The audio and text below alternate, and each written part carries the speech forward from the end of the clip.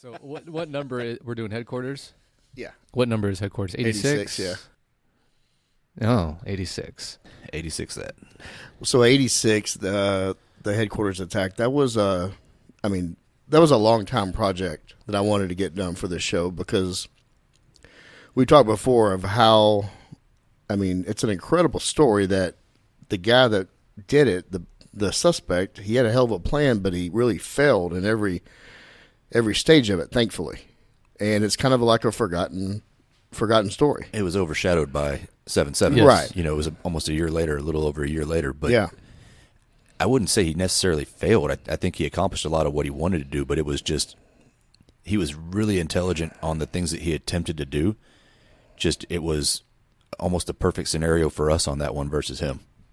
Yeah, it's like Jude said. He planned for everything, but he didn't plan for 5-0 in the response. Yeah, and it was great to see Jude again. He had been gone by that point, so just listening to Jude talk ever is a joy for me. We've had kind of an adversarial relationship because Jude is the old school. He never had a helmet, he never had a radio, he never had the equipment that he needed, but he had everything for everybody. He has all the answers. Yeah, so putting that together, it was several months. Remember, we had all these different ideas, but we just never could get it to come together. And so finally, we just thought we would go back and tell the entire story of that guy's offenses in the other county that basically that pissed him off to want to come here and attack headquarters. Yeah, and I think we had ideas to, we're trying to get the whole story, right? So encompassing other officers' perspective, like the ones who are here for the headquarters part of the shooting. And then there's the chase, and then there's the standoff down in Wilmer Hutchins where they got in another shooting with him. But it just started kind of snowballing to be too large and just too much to grab. So I think we decided that really the most interesting part, of course, was the standoff with SWAT. Right. Yeah. When you incorporate too many moving parts, it almost paralyzes your movement, and it becomes basically paralysis by analysis. And to simplify it, you just tell the story from your perspective and all the research you do, and then get to the point of what you talked about with Jude and Keith and Danny. Yeah, and even Kent's participation at headquarters. Yeah, and the people we decided to have on for that episode obviously were right there, had a lot of knowledge about it, but also there are people that would normally never come on and speak publicly in such a way. Right. And there were some people that were asked if they'd want to, and they kind of hum-hawed around or really didn't have an interest. And when we're putting together an episode, and I've had other people on other episodes try to recommend people to come on. It's all well and good. Everybody walking has a story, but not everybody is a good speaker, or not everybody is a good storyteller. And that's something as creators of the show, we have to take into account that as well. Like, who would be a good storyteller to tell the story? Mm-hmm. Yeah. And so I was pleasantly surprised by both Keith and Jude. This was also really the first episode where we tried to put more media into it to kind of make it more of a production, which I thought ended up really neat with the music and then the radio traffic. It was pretty cool. You've always had a mind for that and an ability to put those things together that it surpasses anything Joe and I have ever really thought about. Hey, maybe Danny can do this, and Danny just shows up and is like, hey, I have an idea, and sit back because here it comes. But no, I like what you said. Having Keith come through, Keith is not one of those guys that's ever going to sing his own praises, but he's such an interesting human. He's highly intelligent, like beyond what you would comprehend from most SWAT guys, right? You'd think that they just like to break stuff, but Keith he's one of those guys that loves to break stuff, but he wants to know exactly how he wants to break it before he does. He's so good with the minutia of things, and just he's been there so long and absorbed so much just information that to bring him on and have him talk at all was a blessing. But then having him break down what he actually did, and he gave you a real look behind his mindset of how he does things. The human side of it too. I don't think people are necessarily used to that with Keith. He's so technical, and he's very technical, and very cerebral, but he got emotional. Yeah, it was neat. He's just a cool dude too, man. I really like Keith. He's like your Eagle Scout. I'm pretty sure he is an Eagle Scout. If he's not, he's probably like one bake sale away or something. They probably used him to train Eagle Scouts. Right. Well, that's the beauty of doing this show, and the type of people that we want to have on it aren't just call it like it is. They're not the blowhards that always want to get on every single show that they can get on in the circuit, and they start making the rounds to either hawk a book or hawk their story. And Keith and Jude are people that I believe that was their first podcast ever, and they may not be on any others. And for their participation in how they eloquently told that story and told their portion, it was amazing. You would think they were professional speakers, and they're not. They're professionals in their world, but I really liked how that episode come together. It's one of my most proudest episodes as far as all the production that went in, with starting with the radio traffic and then the dash cam, and you really just get a feel of how crazy and horrific that night was. It painted the picture from the get-go, and that's what we wanted to hit the listener with from the start. It's a good story. And so if you probably haven't heard it before, and if you're going to be listening to it now, it's a story about a guy who was angry at the police and set up an ambush at headquarters by planting bombs and having an armored van and waiting for a shootout, and got into that shootout and then got into a police chase and ended in a standoff with the Dallas SWAT team, finalized with the 50 cal taking him out. Enjoy episode 86 of the attack on Dallas Police Headquarters. This is headquarters. Somebody just shot out the front glass. We need some elements up here. We were 320. All the gunfire was coming through the front door. And we do not believe we have anybody hit. Still shooting guys. Shooting officers arriving from California approach. Yes, we're being shot at headquarters. Hey, somebody check that van out front.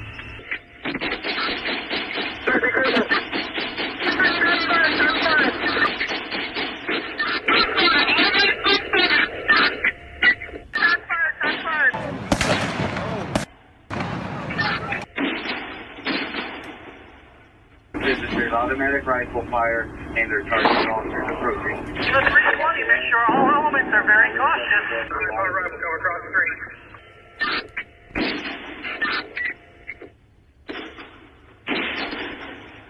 Your crossfire, guys. What's crossfire?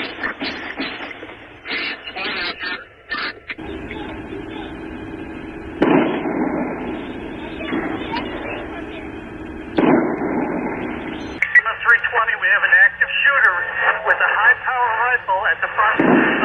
We just resolved the riot here.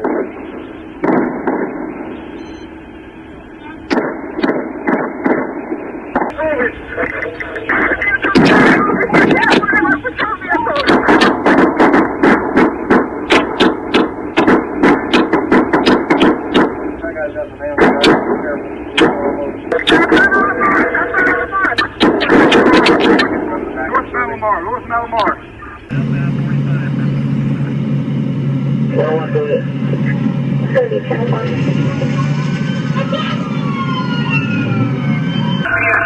Spike strip, he hit the spike strip.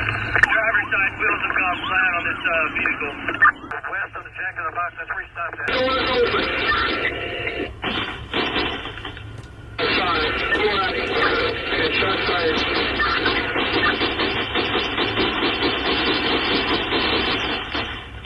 Shot fired. Shot fired. I have a 50 cal ready. We're on the north side here by the bank. A code 100 has been authorized at 148. A code 100 has been authorized at 148 if you have effective shots. Of course, my eyes are starting to play tricks on me because I've been on the glass for the last 4.5 hours. So constantly looking through a magnified optic with one eye and nothing with the other eye, your mind starts playing little games with you. Got a crushing headache because I can't focus. But like I said, I saw that first movement, focused in on it. Second movement, I'm like, damn, I think that's him. And about that time I got the magnification set up, sure enough, his whole face came straight up over the dashboard looking out the window, and then he was gone again. It was just a half a heartbeat. It was just a flash. And while I'm running all this through my head at Mach 2, the two primary instructors that ring true in my head were my first sniper instructors. And the one thing they always harped on was, don't be greedy. Quarter up your target, shoot center of mass. Whatever it is that you can see, shoot center of mass.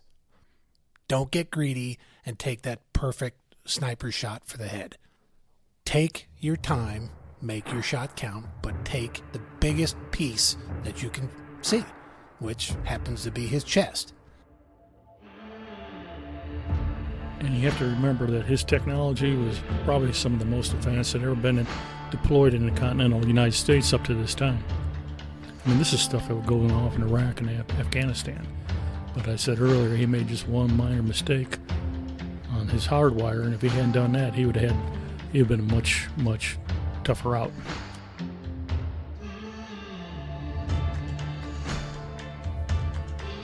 You know, we never picked the time, the place, or how any of this stuff is going to work. We just respond to it. You know, you can train and train and train, and it's not the same. But when you get on these hot deals like this, I'm telling you, this cat had unbelievable repertoire of possible skills that he could have done. And when you look back about how nobody was injured or killed, it's unbelievable. It really is. He had planned for everything except one thing he didn't plan for. 5-0. That was the only thing he didn't plan for. And that's what got us through on that day.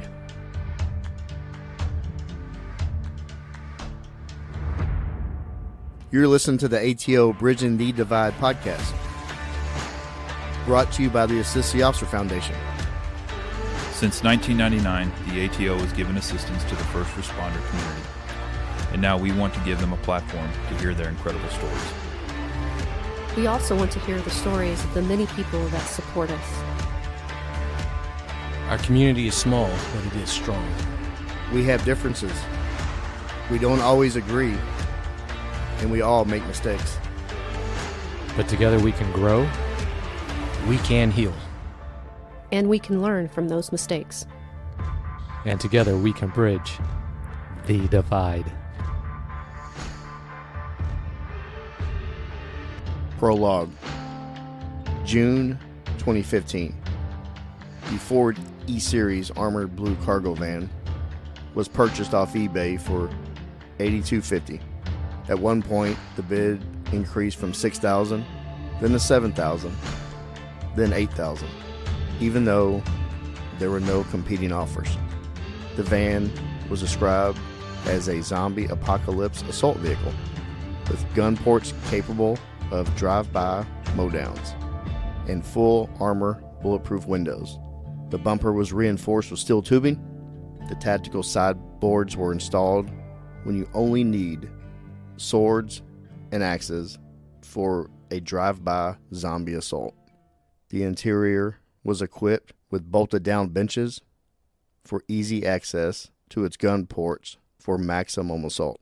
This unique vehicle will leave the 30263 Georgia zip code and make a nearly 800-mile trek to meet its new home and its new destiny. From the moment it entered Dallas County, the fuse was lit, the stage was set, and the plan will unfold on June 13th, 2015, as it traveled to 1400 South Lamar to get its revenge. And this new vehicle of war will become a lonely tomb by sunrise. Weak people revenge. Strong people forgive. Intelligent people ignore. Albert Einstein. Welcome back, ATO family.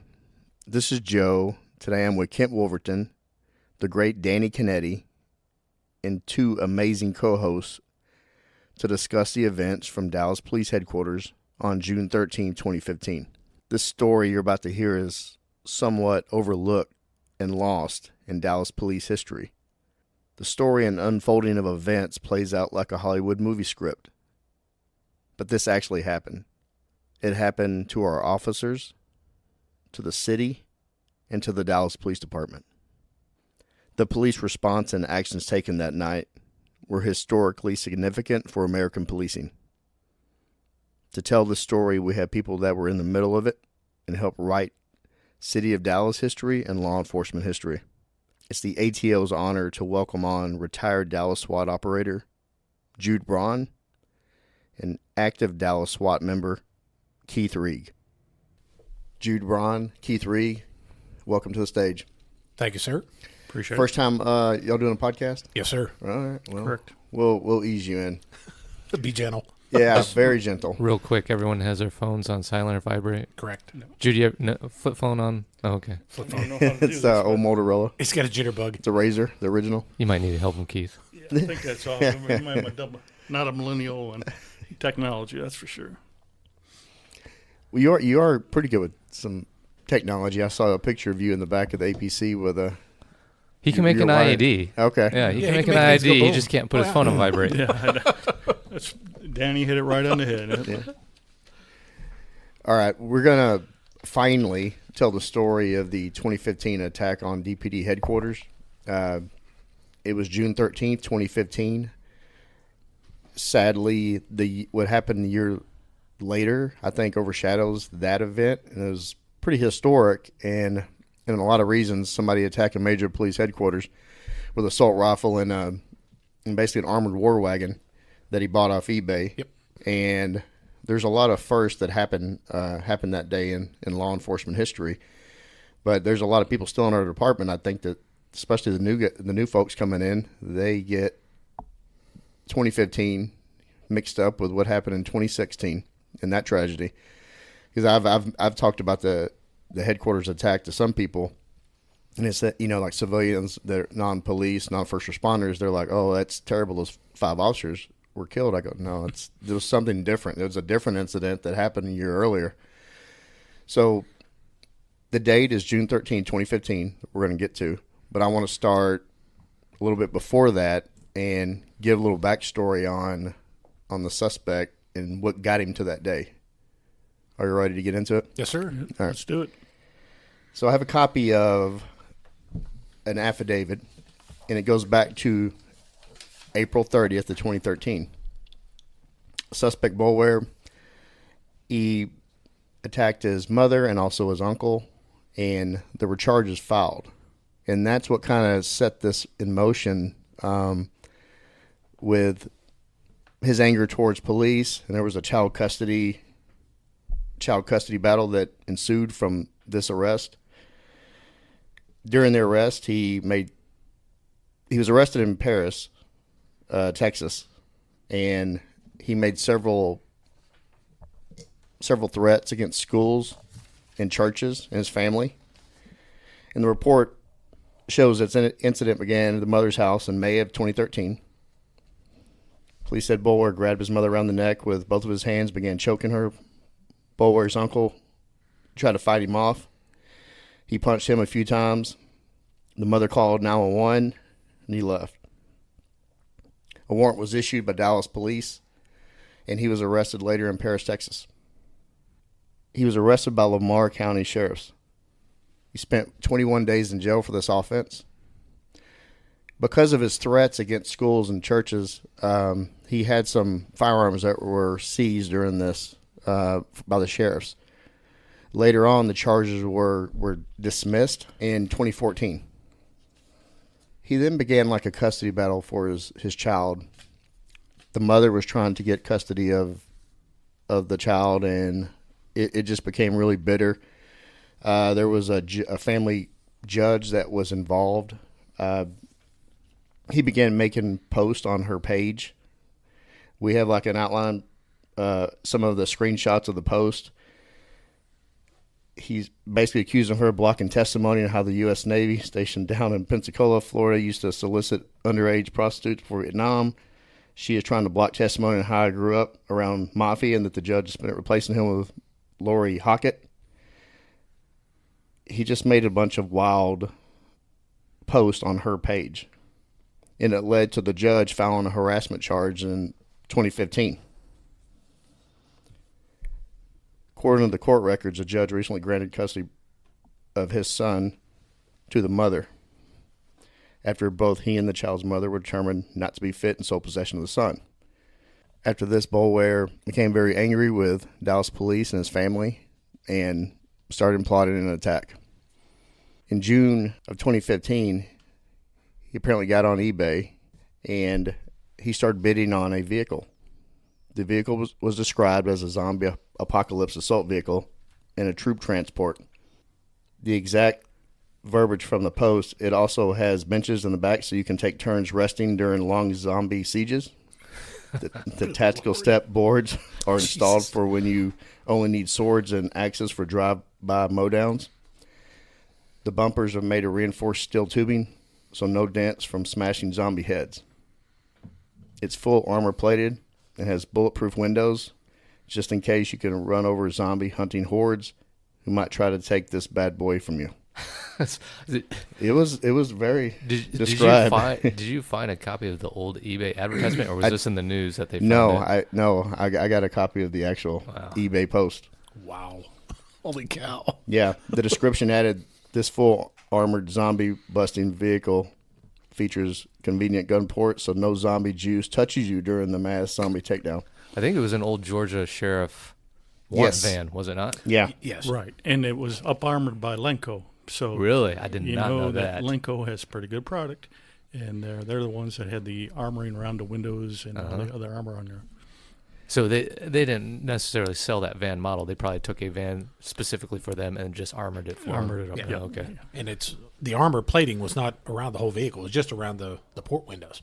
Unbeknownst to us, we thought the whole thing was armored up. So it's as the guys are shooting at it, they're like, okay, this is not going through. A lot of the rounds actually did penetrate into the vehicle. You're jumping ahead, Keith. Sorry. No, you're good. So it was a 1995 E-Series 3-door van. It was bought for $8,200 off eBay. From what y'all know, I want to kind of discuss, you just kind of touched on the armor inside. And was there a camera system, too, that we later found out? Inside the van? Yes. I believe there was. I don't know if it was backup camera, but there was some kind of a camera system. He had like a home security camera set up in there to look out. Okay. Yeah. Jude, can you describe the what you know about the window thickness? Yeah, the window was 13/16 thick on the front windshield, and it had multiple layers, 7 different layers. Now, some of the layers are only 0.25, like a polymer carbonate to go over the window to make it like an anti-spalling or something. Anti-spalling like on the inside. So, but those layers together, that thing cost like $55 a square foot when they made it back in '95. And I'll never forget, after the incident was over, somehow or another, we were down at the auto pound, talked to the homicide detective. He said, "No, we don't need the glass anymore." So somehow it got appropriated, I guess you would say.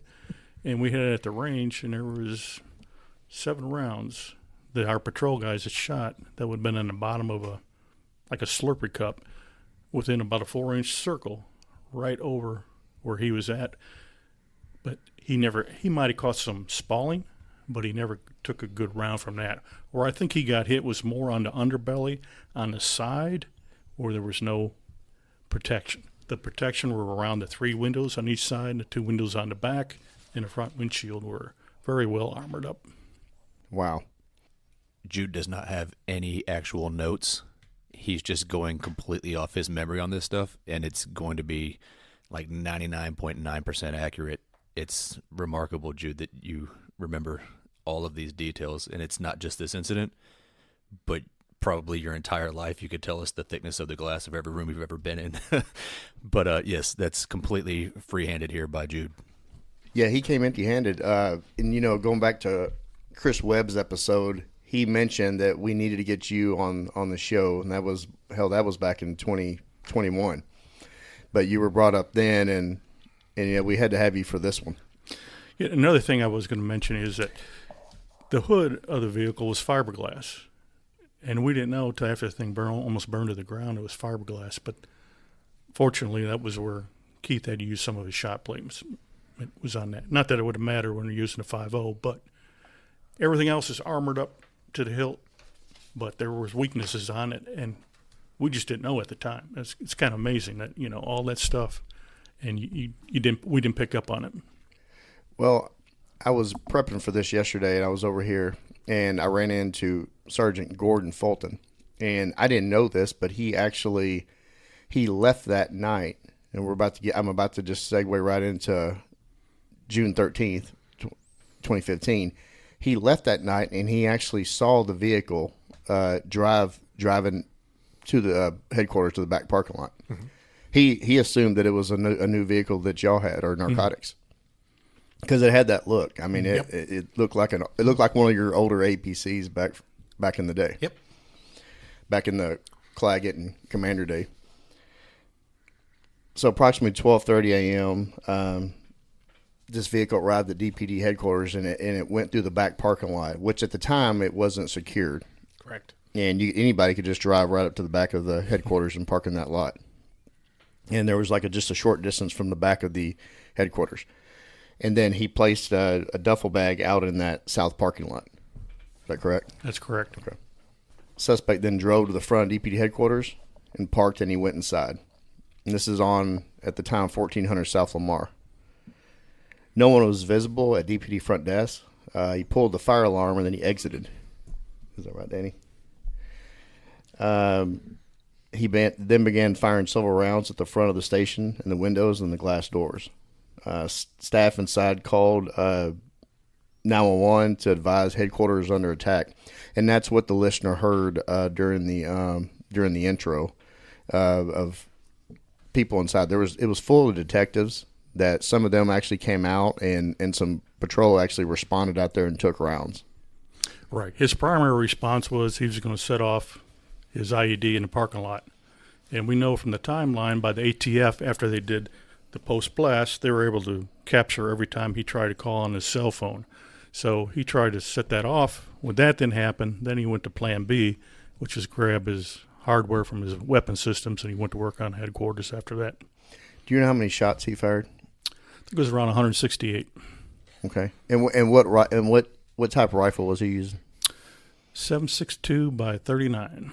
And there's a picture of him in, I believe it was Capella's up in Allen. Mm-hmm. He's buying 18 boxes of 123 grain soft point by Herter. So it's 360 rounds right there. Yeah. The day of. I saw that on the news story. There's the video of him buying all that ammo. The audio that I pulled was from Dallas News, and they actually had that in there. So he fired at several officers that responded. The radio traffic was hectic.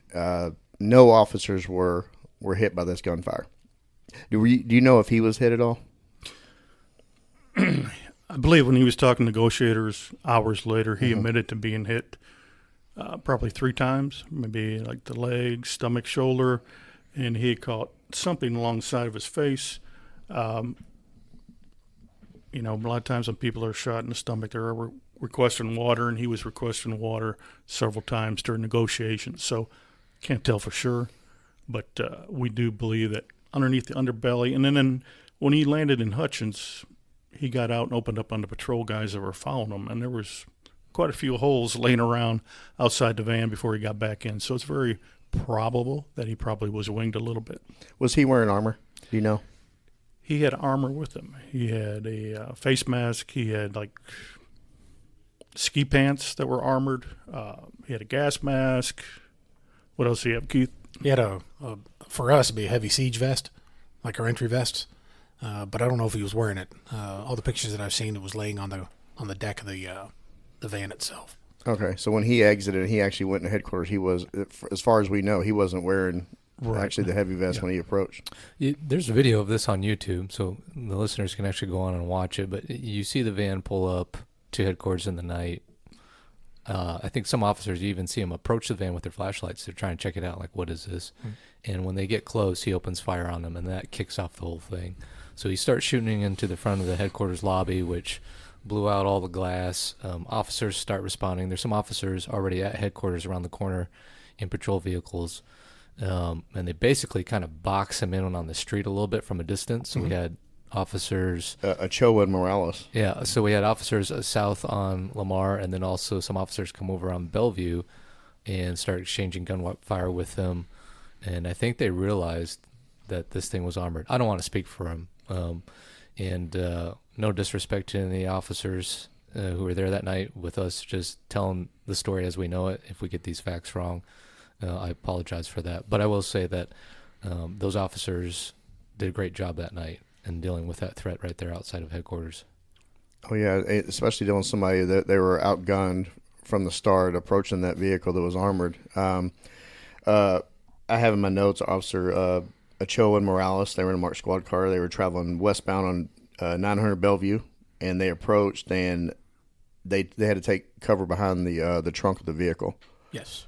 Okay. And there, a lot of this, the info we're getting from body cam footage, and also there were some citizens' videos from across at the Southside Flats that captured a big old shootout. Yeah. They got some pretty good video from the roof line.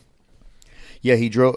He got into his vehicle and he drove towards their car and actually hit it, and then he turned and he began driving northbound of Lamar, and that's when the chase was on. So when all this started kicking off and it started unfolding from this point, where were y'all at, and how did y'all get notified? That's the funny part.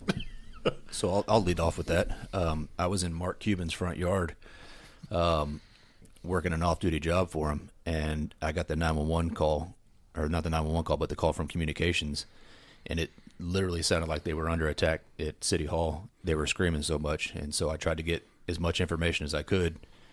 At that point, we had a different system to notify all the SWAT team. It was very convoluted with a bunch of different numbers you had to enter. And with the information I had, you basically have to speak into it, and it sends a recording out to everybody else. And I didn't have any information about where this guy was or really what was going on. So I think I said, everybody in my squad, let's go to headquarters and see what's there. Everybody else, listen to the radio and find the guy. Yeah.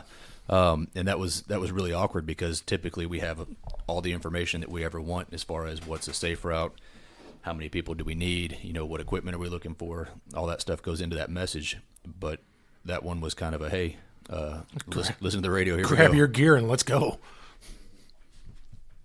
Yeah, it was a little chaotic, to say the least.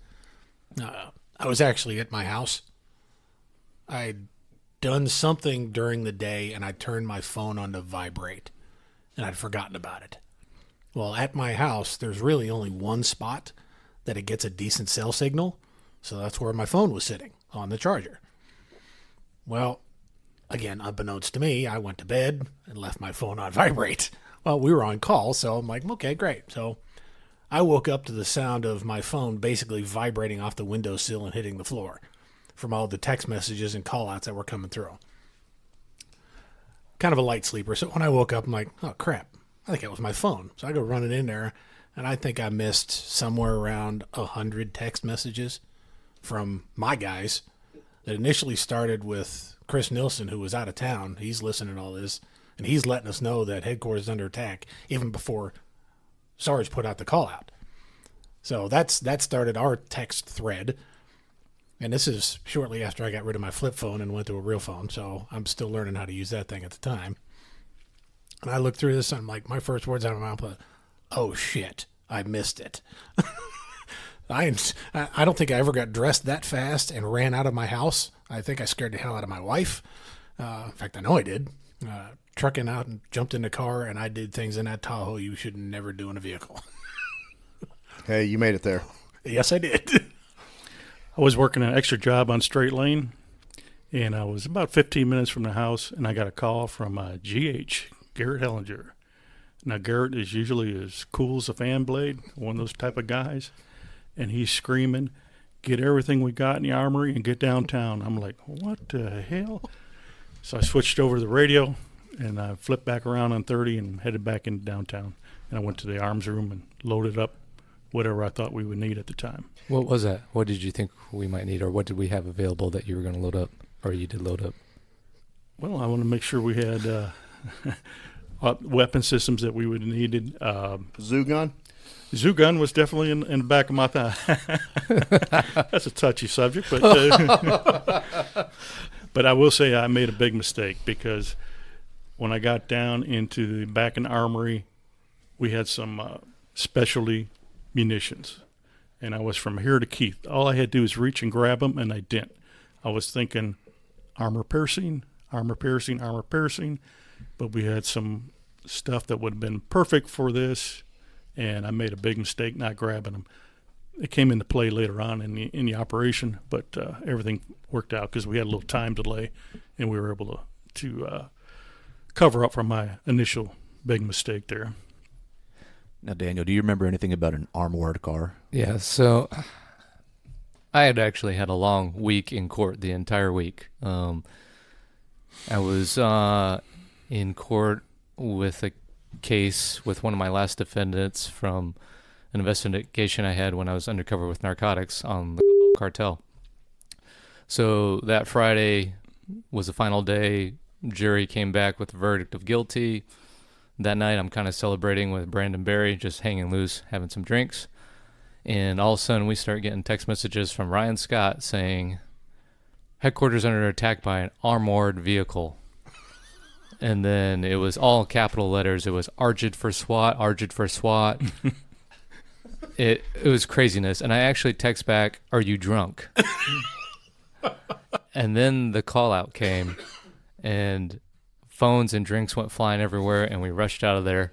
I had to drop Brandon off to get his Tahoe, and then I raced back to my house and grabbed my Tahoe and jumped in it. So we're listening to the radio, and by then we're hearing the van had been in that shooting at headquarters, and now it was taking off. It had made it to the freeway, and it's heading south out of Dallas. So at that point, we're just jumping in on the freeway to get behind this thing and chase it down. Was armored, is that like the equivalent of fragile for fragile? Yep. Okay. Yeah, absolutely. That would fit. So he's going south. He's heading towards Wilmer. And Wilmer Hutchins is, for the listener that they don't know Texas, it's about 30 minutes south or less. Yeah, it's a small little city, and you are trying to catch up to this. So Jude, you talked about being in the equipment room, and we've touched on it before about that role, and I remember Matt Smith was actually upset that he didn't get to use a zoo gun in this incident, Mm-hmm. and you actually showed up on time with all the equipment. So your role, can you describe to the listener what your role was at that point? Yeah, at that time, we were in there was about a half a dozen of us that were in the equipment room, and our equipment had increased 20-fold from when I first came over in 87. In 87 we had wheel guns and shotguns. Now we got 5 APCs. These young cats come over, and the first thing they do is they get a new vest, automatic weapon, all this. Back then there was 5 MP5s for 64 guys. Nobody had their individual, things. It's just the proliferation of equipment has just exploded in the SWAT world. Computers, hydraulics, it's just amazing from where we started out. So you need a lot of guys down there that can distribute it, know what they're doing with it. There's a lot of maintenance behind the scenes.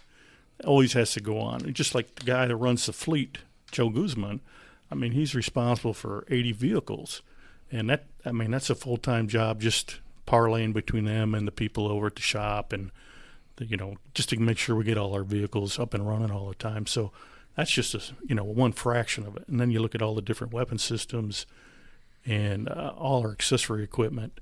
It can be overwhelming trying to keep up with it. Now, Keith has been exposed to it probably more. I've been gone for a few years now, but he can tell you a lot better what's going on now than I can. Well, so Jude, you say you started SWAT in 87. That's correct. Okay. And when did you retire? In 2020. Oh, so it's very recent. Yes.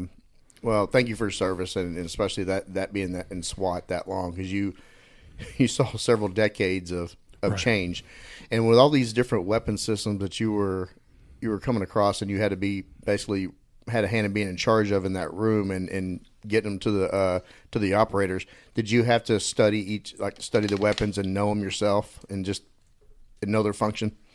Naturally, somebody's got to be. Where does the buck stop? Somebody's got to be in charge. The gatekeeper of the right. Yeah. You have to have the wherewithal to know what you're dealing with, and and help these guys out sometimes. And so, what's kind of amazing with the 50s is they're not owned by the city of Dallas. The Dallas Arms collectors donated them to us. So you think that sounds kind of weird, but anytime you're talking about large weapon systems, explosives, it's very hard to get any traction or get anything through the chain, as I would say. Because if a commander comes over, he doesn't want the nothing to shake loose. He wants the same wind blowing on the tree as yesterday. He don't want to be caught up in any one of these big hot deals. And if you mention 50 cal explosives, oh my God, you take a 50 cal, you're going to go through it's going to ricochet, go through a school bus, and then it's going to go downtown and hit the cathedral. Yeah. That's their mindset, Explosives. It's artillery rounds. Yeah. It took us 15, almost 20 years to get explosives in the fleet before we can get them up, let's say, legally operating with all the rules, regulations, and stuff like that. And it took, it hadn't been for Dave Carpenter and Eddie Fuller, we still wouldn't have had it. Those guys Dave took the lead and ran with it. And then when Dave left, Eddie finished it up. And they were the ones that were able to do it through the legal way, through the city attorney, and it just took forever. Well, Claggett and Commander talked about even the optics of even being called SWAT back then, and y'all went with tactical right for years, yep. And then finally you changed the name from you just start going by SWAT, and even having machine guns back then was select fire is what that's what they were. They had to be called because it didn't sound as aggressive. Ominous. People hear machine guns, they think of mafia Tommy guns, and And the only time we really had progress is we'd had to have a tragedy. For example, when we finally got through with the energetics, is when Jeremy got shot up in a hotel off of Channel 5 when he got hit in the leg, got hit in the femur. Yep. At that time, that kind of gave us more impetus, a little more momentum for the breaching side of it, because at the time we had to call one of the bomb techs. The guy may live in Fort Worth. By the time he gets to the range, picks up what he needs, and gets to the scene, that could be a couple hours later. We need something on stand, ready to go, without all this big delay. And that's what took forever. Is how do we get this where it's ergonomic but safe at the same time? So most of us in the room know this, Joe, but you probably don't know. But Jude is looked at as the godfather of SWAT. If you haven't kind of sensed this already, like you would go to training in other parts of the country and the guys would be like, oh yeah, that Dallas SWAT guy who's like the godfather. He's like, what's his name, Judd or something? Or like Jude Braun. Yeah, that's the guy. That guy knows about everything. So Jude, it rests on his shoulders that really the sniper program and the cadre in Dallas SWAT really is because Jude spearheaded this effort for years. This isn't something that happens in a week or a month or a year even. For years, and made that sniper program what it is. And then later focus the attention to the explosive breaching program. And I think it's just something poignant to point out that on June 13th, 2015, it's the sniper program that comes into play. And then a year later on 7/7/2016, it's the explosive breaching program that comes into play. Yeah, let's get into that. I was going to get into the sniper program significance and also the battle that you had. It's going to be a side story to this main story, but I think it's like Danny just pointed out. It's pertinent to the overall picture of SWAT's response, and then also what you actually had available to battle this guy. Yeah, but so it's always been, you're on what the troops want may not necessarily be what the administration wants. But got to give kudos to Tony Black. He got a hold of Brown. He took him out the range. I don't know if Chief Brown was a 1-star, 2-star at the time. I think he was at Northeast. I can't remember back exactly. And he let him shoot the 50. This is probably 2003. Chief Brown shot a couple times. He said, That's it? Okay, no problem, And eventually it got approved all the way up. Not owned by the city, still Dallas Arms Collectors, and we had to sign like a lease. They still have proprietary rights, but they did a fantastic job. They had the foresight and the understanding to say, hey, something could happen someday. You may need something like this. And plus they bought 1,000 rounds of ammo for each one. So with all this, we had to do a tremendous amount of testing. How do you stop all this energy, kinetic energy, as it's traveling through the air in an urban environment? You just can't let this thing go. It can go 7,000 meters or 7,000 yards. Look on any old YouTube video in Afghanistan, Iraq, and you see a Mod Deuce firing at night, and every fifth round is a tracer. You see tracers skipping all around the ground. So this is, okay, how can we get this into a usable piece of equipment? So one of the things was specialty rounds, and there was a company called EBR, Energy Ballistic Research, and they had compressed copper rounds. So compressed copper gives us a tremendous advantage because it was used by the HITRON Coast Guard squads when they were firing at boat runners coming out of Cuba or whatever down in Miami area, and the rounds don't ricochet. They hit the water and they break apart. So somebody called us up one day, I don't know who the guy is today, said, hey, you guys might want to look at this. Okay, so I think I set Webb down to, they originally were down in Bastrop, and he had a little property down there, and, he talked to him and stuff, and we got some, and so we started, working with them. But the muzzle velocity on the 50 is 15,000 foot-pounds. What's it on a 308, Keith? Big question here. 2,600? Probably about 3,400. So you say, well, what is 15,000 foot-pounds? If you had 15,000 pounds and you had the rifle vertical and it went off, it would move, it'd have enough energy to move at 15,000 pounds 1 foot. So that's where they come up with foot-pound. 338 maybe around 5,000, and these numbers aren't exact, but with 308 we're looking at a little over 3,000. So what does the 50 give you? It gives you an option for anti-vehicle. That's what our philosophy was. We're going to use these if we have to take out a vehicle. We had a couple semi-chases that didn't turn out the way we would want it to, and that was part of the reasoning for the 50 was semi-chases. Aerial platform came about out of this. And there's a lot of other stuff that dovetailed into it as well. An anti-material weapon. Yes, exactly. Platform to disable. Yeah, you mentioned the semi. Was one of them you're talking about? Is when that guy took the female driver hostage, and you went on a big wild chase out west? Yes. Yeah, all the way out to somewhere out in Parker County. Yeah. I didn't know a semi could run on 18 rims for about 100 miles. Just kept going and going. Yeah, and actually at the time I was up in the chopper. It was kind of funny, but I was sitting on the couch on a Sunday. I get a call. I got down to the station. Keith was already there. He had the 50 already set up. He ran me down there to I-20. Chopper landed, picked me up, and we had just begun working with the helicopter unit on aerial platform, and this was, we were still kind of in our infancy at the time. And the sergeant he's a real funny guy. He kept calling me 5-0. He goes, okay, 5-0, you ready? I said, yes, sir. So he just pulls up. We're right along the semi. He's going 22 mile an hour. But we don't get the authority from downtown. So I'm sitting there watching this guy. We stop and we go over to fuel in Fort Worth twice. And there's an ambush point set up between Fort Worth and Arlington. And we got to go get fuel. I tell the pilot, I say, hey, buddy, I got to see this. Can we at least wait till after the ambush?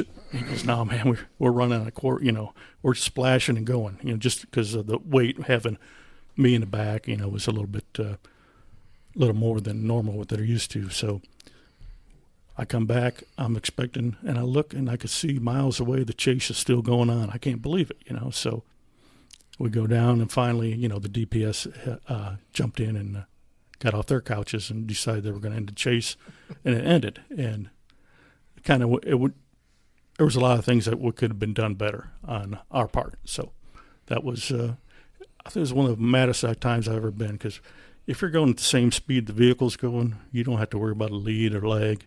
It's just point aim, point impact, and, it would have been over in 2-3 seconds. We had to naturally had to wait till our enter team was in position because he was holding a hostage, but they also had provisions for him, and then the enter team to get up there as quick as possible. They were following behind an APC. So this was just like another level of frustration that we had to go through for a long time. And that lady basically saved herself. Really, Right. she took the gun from the suspect, and Yeah. y'all didn't know at the time, but she jumped out of the semi and threw the gun. There's a video of her actually doing that too. If y'all want to, listeners want to look that up. Yeah, you just see the gun kind of fly off to the side, and he stays in. Yeah. Yep. Y'all peppered him with gas afterwards, right? Right. Right. Mm-hmm. Yeah, her DPS just jumped in and plain clothes and took some shots, and then at the end they just took off. Yep. Yep. Thanks for letting us play. See Yeah. I had a bird's eye view. They pulled up in the Crown Vic.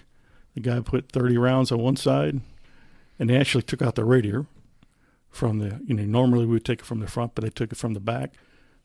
They rolled over on the other side, reloaded, got another 30, and then the Sarge got off about barely 10 rounds with his 45. So you're looking at about 70 rounds that was shot into the vehicle, and, it stopped. Yeah, they got it done. I think we could have done it with 1 or 2, but, Yeah. kudos to them, for they took care of command. And we still had some of our people, and we got a lot of grief for this whenever we saw our friends from the DPS. One of our commanders at the time wanted to call DPS SWAT out of Austin to come up and finish the operation because we were in Parker County, we weren't in Dallas County. Maybe a little bit worried about the liability or whatever it was. Not my call. But afterwards, it was brutal, I'll tell you. Every time they saw us, they let us know about it. So back to the chase down to Wilmer. You're getting all this equipment. I want to. Can you just describe the 50 cal platform to the listener, the model? That what Dallas has. I know it's not ours, but we have it on loan. Right. It's just your basic Barrett 82A1. These are 29-inch barrels. Originally, we had the 20-inch barrels that came on them, and then we had a little problem with we were shooting out of the ship one day, and we cracked some glass at about $12,000. Damaged the helicopter, so we decided to go with the 29-inch barrel. So, that's basically your not the 107s, which came along later with improvements. These are 82 A1s when Barrett came out in 82 with the Barrett. So, where were you driving down there to cart all this equipment? I had one of the older APCs. Yeah, I saw the pictures of that. It looked pretty. What roughly what year that APC was from?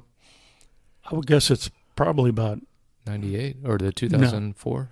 2004, 2005 genre, I believe. Mm-hmm. Wasn't that the weirdest drive down there? Yeah. Because all the officers and the Dallas Sheriff have blocked off all the entrance ramps and everything else, and it was like the Autobahn in the dark. Yeah. You were just driving down. And well, 20 wasn't like that. 45 was. 45 was. And it was like, when am I going to catch up to this? And you just all of a sudden pass an officer with their lights on just sitting on an entrance ramp, and then you go further down, and there'd be more lights and sirens, and they're just sitting. I-20 was a parking lot for me. So. Yeah. Well, during the chase down Hutchins, a DSO sheriff, she basically did use a stick on spikes on the stop sticks. Van, yes. stop sticks on the van, right? Correct. And there's actually video of her doing that as well. Mm-hmm. And after that happened, how much further did he go after his blew the tires? Like a half mile, quarter mile, right? No, I think it was It pretty wasn't much very long. It was over pretty fast. So after that. he exits off the freeway, goes down into kind of a major intersection where they had like a Jack in the Box and a bank and a couple other businesses, and rolls into that Jack in the Box parking lot with patrol hot on him. Right. And they, I guess, would attempt to do a felony traffic stop essentially on him. And I think he actually exits the driver's side of the van, right? Yes. And starts returning fire on them. They got into another gunfight and there. And they get into another gunfight there, and then the officers end up kind of becoming pinned down behind their patrol cars while trying to hold this guy down in the parking lot as well. After he left that parking lot, I don't know if he didn't see the bar ditch in front of him, or if he tried turning because his front wheels were flat. So if he tried to turn, it may have pushed him forward, and that's when he wound up actually getting stuck in that ditch. Okay. Yeah, it came to rest at the 100 block of South Austin in Hutchins, Texas. Yes. And the responding officers that actually got in that tried that felony stop were officers Vanderslice, Nowicki, Brower, Crow, Wascom, and Harris. I'm not sure. I don't think that all of them are still in the department. I think some of them had already retired since 2015. But nobody got hurt. No officers were hurt from that gunfight. So 100 South Hutchins, it's Jack in the Box between Palestine and Harris Street. Sits on the west side of a southbound service road. Restaurant faces east. Van was parked in Jack in the Box parking lot on the west driveway. Vehicle stood facing west, the trunk east. Correct. So when y'all responded, it had been disabled at that point, and it was basically like it was BP. Well, yeah. So disabled and the tires have been flattened. Right. He wasn't driving any further with. Okay. All right. So at this point, y'all start showing up. Can y'all talk about your setup? All right. The initial setup for the guys, again, I was really, really late getting there. The initial setup, the guys had set up a pretty tight perimeter, as close as they could feel comfortable, knowing that this guy was already been shooting with them, with the officers, several occasions. They didn't want to push too close to him, so they set the APCs up off the driver's side. There was another one off the back doors, back by the other trucks. We had two, one on the rear right and then one almost directly behind it on the rear that was going to push up and basically evac those patrol officers out of there. Right. So the patrol officers were scattered wherever they could find cover. Once the SWAT guys started showing up, the guys were setting up containment positions where they could keep an eye on the vehicle but stay out of the line of fire. Like I says, I was literally the last SWAT guy to show up. I was almost 40 minutes behind everybody due to my debacle with my phone. Once I finally got there, I parked on the service road behind all the other squad cars and everything else. I was on the phone with my sergeant as I was making my approach, and I told him, I says, I'm late. I'll deal with it later. What and where do you need me? He says, we've got enough sniper teams already. I need you on the assault team. So grab your gear and you join us. It turns out it would have been the APC over on closer to the driver's side. I'm like, roger that. No, I'll get geared up and I'll meet you there as soon as I can. So I grabbed my assault gear, which was at the time was just basically plate carrier, my helmet, gas mask, and my rifle. And then I started hauling ass down the service road. Coming up to the command post, I kind of blew past them at sprinting speed, let them know I'm here, and I'm joining my guys over on the side. As I approached the intersection just south of the command post on the service road, I see Clubber, Mark Lang, coming northbound with the 50 on one shoulder, his sniper rifle in his other hand, and he's doing his best to run, but he's clearly running out of gas. He's been running for a while. I see him running at me. I'm like, oh, shit. I got to help him first. So I run up to him and says, Clubber, what do you need? He says, help me with a 50. I'm resetting up on the nose of the truck. Roger that. So I grab the 50 off his shoulder, give him a break, reverse course, and we start trucking to the west. We're going to go around to the front nose of the truck. As I'm heading to the west, I'm passing little pockets of SWAT guys kind of behind vehicles and behind buildings and other locations. And I let them know. I says, I'm going to go help Clubber set up, and then I'll be back later.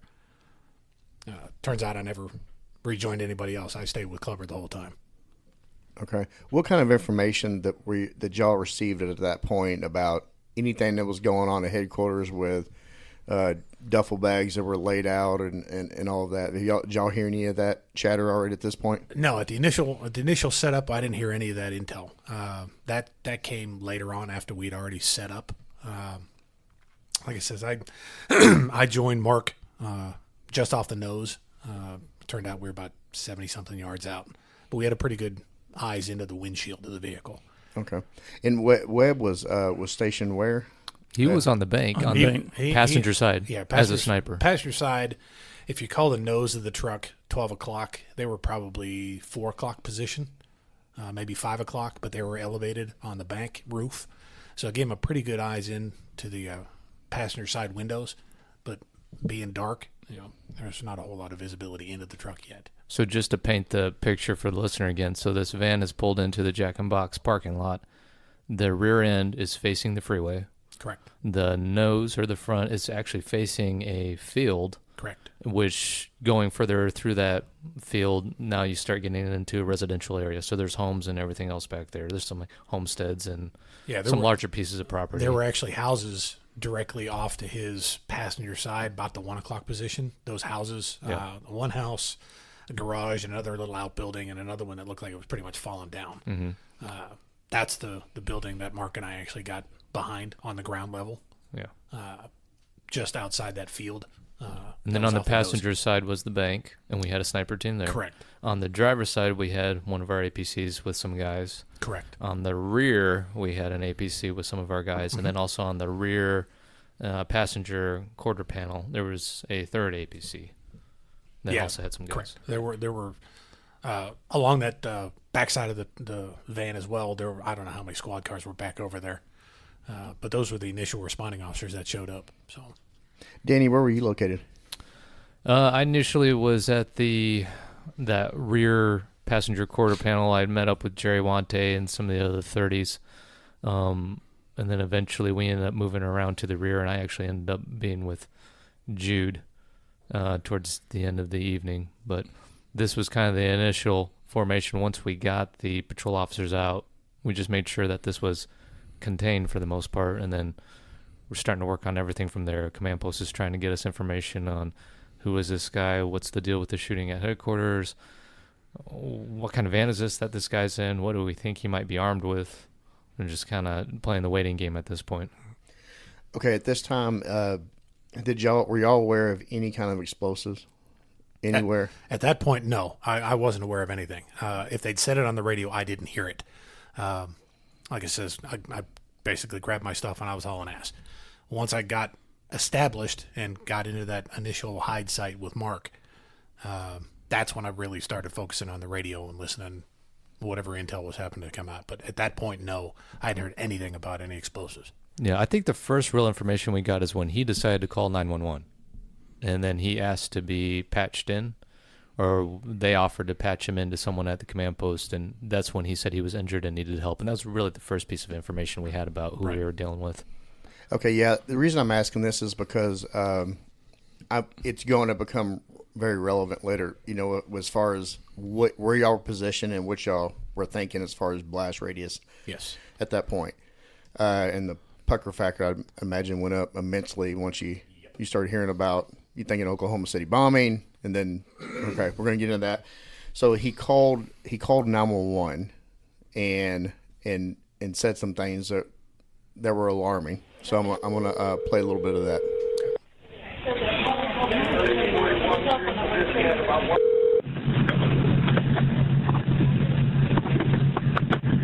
Hello? Hi, yes, sir. This is the Dallas Police Department. Did you call regarding the call at Jack in the Box? Yeah, and by the way, I want everything I own to go to my son. Okay? You want what? Everything I own to go to my son. Who is this? If you come near this van, I'll blow the fuck out. Hold on a second, sir.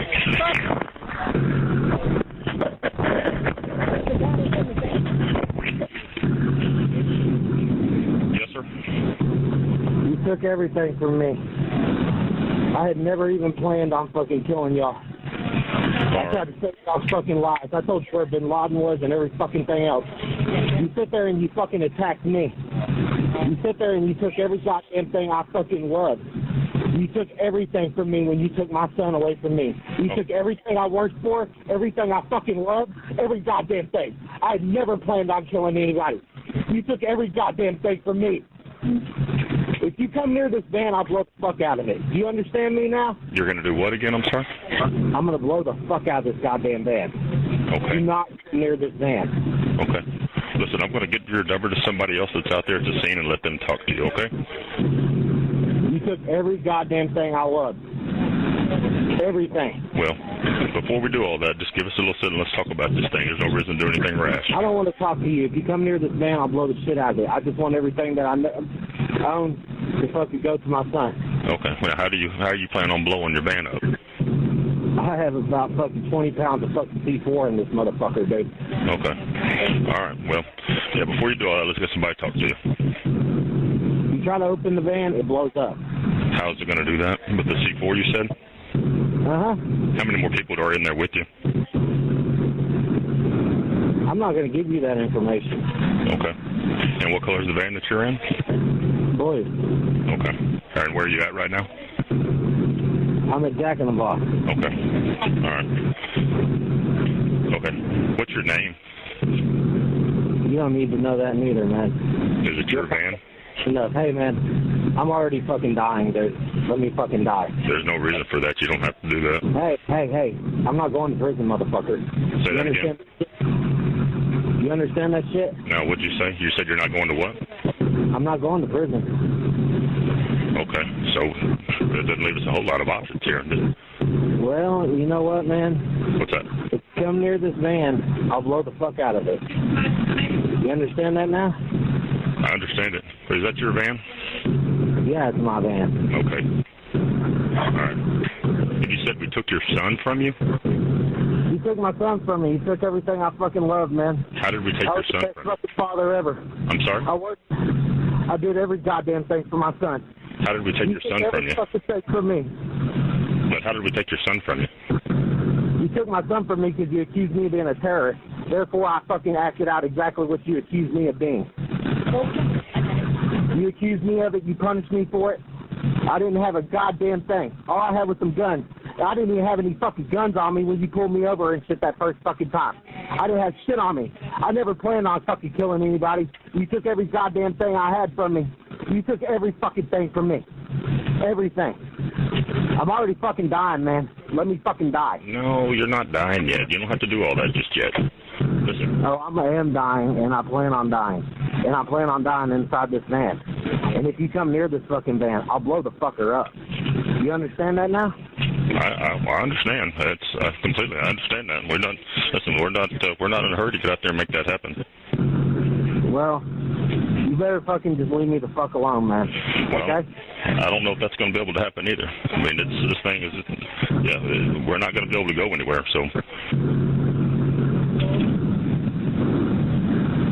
I just want to lay here and die, man. Are you shot? Dude, you don't need to know if I'm shot or not. Okay. Let me lay here and die. Say that again? If you come near this van, I will blow it up. If you come anywhere near this van, I will blow it up. Okay. I understand what you're saying there, but you're saying you're wanting to lay there and die. How is it that that's going to happen? I'll fucking die inside this van, man. Don't worry about it. So I'm sorry. Say that again. Somebody else was just talking to me. What's that, bud? Not come near this van. No, I've heard you say that, and there's nobody coming near it right now, are there? Okay, now armed with that new info, how did that change your game plan and also y'all's response, and what was the chatter like amongst the command post? Well, at that time, I think we all realized that we were probably a little bit too close. So we need to button up and back up as much as we could, but we're limited because we got, the bank behind us and some other obstacles there. But we did expand the perimeter. I think some of the teams that were out there also kind of got back a little bit more. I think from the beginning, once we got there, we realized this was going to be an open air option. It was the only way not the only way, but unless he gave up. But it was probably going to be our best opportunity on this operation. It was going to be through there because now we're talking a whole different element. When he's claimed that he has this amount of energetics in the van, if you come up, I'm going to, set it up and try and take you out. So is he a VBID, like it was mentioned by Slacker? Or is he going to become a PBID, person born? Is he going to put some devices on him and just charge somebody? Or is he going to take his vehicle and try and clip somebody over like Bastille Day in France and kill 60-some people? Even though he's on rims, I'm not saying he can't get up and get moving. So, this now we're seeing like, hey, this is a lot more than we originally bargained for. This thing has really escalated and ratcheted up quite a bit. And that was my concern. It was that he had come to a stop, and he was on rims, but that didn't stop him earlier from driving. And I kept saying, like, what if he decides to put it in gear and punch it and just go straight through this field to get away? And now, if he really has these explosives in the van, we got a vehicle-borne IED running around. Right. How far was the Jack in the Box from where his resting place? It was pretty close, right? Yeah, 50 yards. 50 yards max. Did everybody get evacuated out of there pretty quickly? Yeah, by the time I got there, like I said, it was getting late. By the time I got there, they had all those surrounding buildings evacuated. It was late enough at night anyway that I think the only people in the Jack in the Box were probably employees cleaning up. Yeah. At that point, it was 1 o'clock in the morning, 1 a.m. in the morning. Yeah. So, yeah, they'd had everything. Really, the only folks that were around him were cops at that point. But even us, the guys were close. And if this turned out to be a true VBIED, that's, we were well within the blast radius. Yeah, so can you describe that a little? You have background, obviously, out, and Webb has talked about your knowledge of explosives. Can you kind of go into that? Sure. Your background on that? I had a standoff card in the APC. All the APCs did for, different type of, whether it be a backpack all the way up to a semi-bomb. So you mean you had a card that explained the standoff you need to have for different amounts of explosives? Exactly. Right. So, but at the same time, you're looking at, okay, if he's in armor, how much energy is going to be absorbed by his armor, and we're in armor. So it's a little bit different than just open air because we do have some protection. And he has his vehicle that's going to absorb a lot of the energy as well. So I sat there and I'm looking in my head trying to clean it up, and I'm like, I think we're going to be good. But if it's C4, we could have a big problem just because of the dynamics of the components in it, and it's going to get up the pressures a lot quicker, a lot faster, and we could probably catch some frag from something like that. You're thinking like Oklahoma City bombing. Yeah, that was ANFO. Still tremendously amount of energy. He had, like 700, 800 pounds. Not that it wasn't out of the realm of possibility, but we really didn't know. Honestly, there was no way to know. If it was ANFO, we were all in the radius, but at the same time, we did have some protection. We were shielded. I would say shielded in place, but we were shielded. The guys like Keith, those guys, not so much. We're screwed. Yeah. Just out in the open. Yeah. Mm-hmm. Yes. Yeah. So you had that drama unfolding there with this new information, but there was a second story going on at the same time that back at DPD headquarters, and Sergeant Wolverton here, he was there trying to clean up that mess. As we found is typical when you have an incident like this, there's usually the report that you have more than one person involved. Happens to be incorrect in most of our cases. However, there was information that there was a shooter at headquarters. So, as I alluded to earlier, I asked my squad to respond to headquarters and told everybody else to go chase the car. And as is typical when you're the new sergeant over in SWAT, nobody really listens to you. So 3 of my guys showed up at headquarters, and the other 6 decided to go chase the car. So that was 3 guys that I had to clear headquarters with. Now, fortunately, the Metro squad was already at headquarters. They had responded and started clearing floors, and I think they got either the first and second or just the first. So I had Todd Stratman, Kelly White, and Ryan Scott with me, which Ryan Scott was newer than I was, but way more skilled already. So they went and started clearing the 3rd floor, 4th floor. We had a K9 show up finally and helped us out with the 5th floor. But during that whole deal, the fire alarm was still going off, which compromised all of our communications back and forth. So we were trying to tell the lieutenant holding the scene at headquarters to let them know out at the van what was going on, and trying to get information back from the van to tell us what was going on. And it just wasn't working. I had an old headset that didn't communicate very well. So anytime I actually wanted to speak to somebody, I had to walk out of headquarters, go all the way back out through the parking lot, which was right where the device was nicely packaged up next to some cars. I must have walked by that thing 3 or 4 times, and every time I did, the EOD guys were just having an absolute fit. Yeah. There were a lot of pleasantries exchanged back and forth between me and them, and I'd like to apologize formally and thank them for trying to save me, but I was going to be a victim of my own stubbornness there. So yeah, everything was kind of up in the air as far as what's going on out there, what's really going on here. You know, I've got 3 guys. There's more stairwells than we could possibly handle. We had the Metro guys holding the stairwells as best they could. Elevators, you know, everything was just a little bit overwhelming, especially for someone with my tenure and experience. I was just trying to do the best I could to hold that part together. Searching for a shooter or another attacker. Yeah, trying to find somebody else who might be wanting to harm people inside of headquarters. Somehow gotten inside headquarters. Do we get any information that there was someone else in headquarters? So when he went in and they had him on video, they didn't ever tell us that he exited, and they didn't know how many people were actually involved. So we had the ghost man. You know, nobody knew who he was or what he was doing.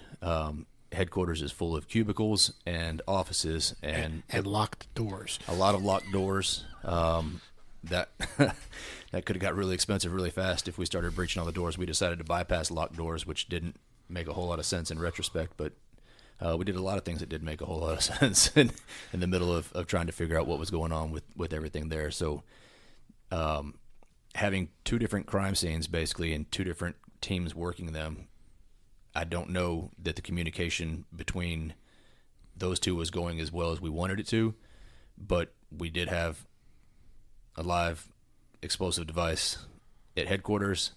EOD was working that.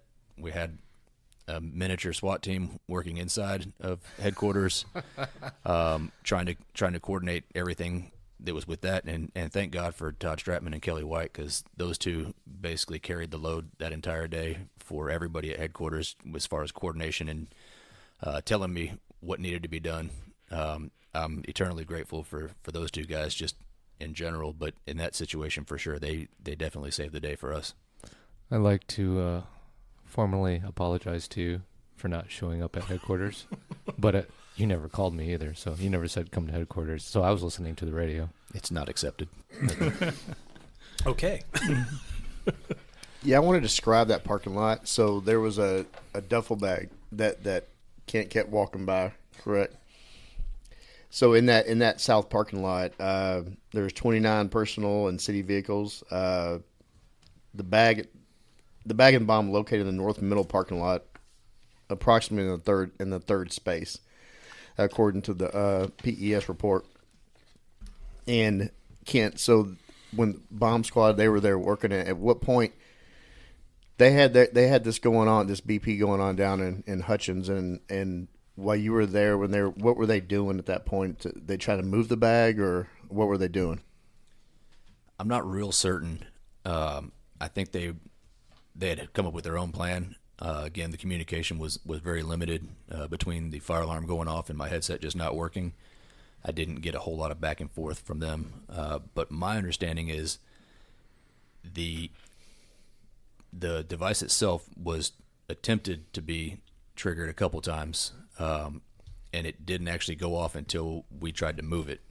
So once they picked it up and moved it, that's when the device went off, and we were still inside of headquarters.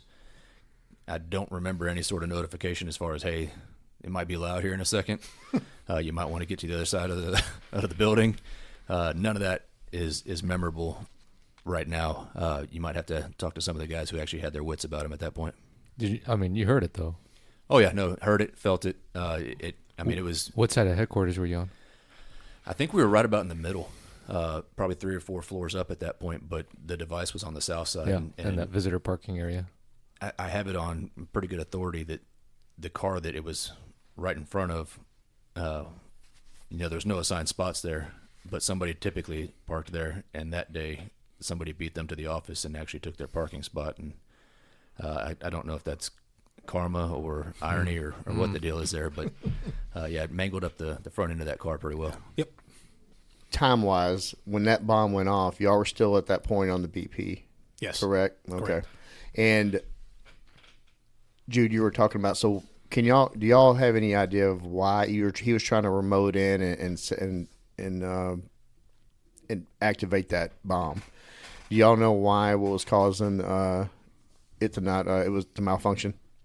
Yes, I'd rather not say. Okay. But I will tell you that he was also trying to set it off when the BP was going out down in Hutchins, and we know this because of the work that the ATF guys did when they went back and they re-engineered everything out in California. Okay. So he was trying to do it the whole time. The guy had potential. He was like a shade tree mechanic. He just made one little small mistake. And if he had done that, we're talking about the first time someone used a cellular device in the United States to set off a bomb. So we were extremely, extremely lucky. Nobody got hit, hurt, injured on this operation. I can never figure it out. I'm just amazed by it the whole time when I think about it. But at that time, I got on my little flip phone, and I called Marine One, and I said, hey, we got to take this vehicle out. It's running. We know he's got a capability. We cannot let, like Danny said, we cannot let him get out in the community. Even if he goes up and torches it off where these poor people are living in these shacks up here along the railroad tracks, we're liable for that. We can't let that happen. So I said, we got to take out the vehicle. And he said, hold on. He calls me back. He goes, hey, the chief's in a press conference right now. We're going to talk to him. And, we'll get authorization. I think about that time the code, I don't know what time the code, so we already had the code, but we got to disable this vehicle, and that was kind of like utmost on my mind at that time is it's got to go out.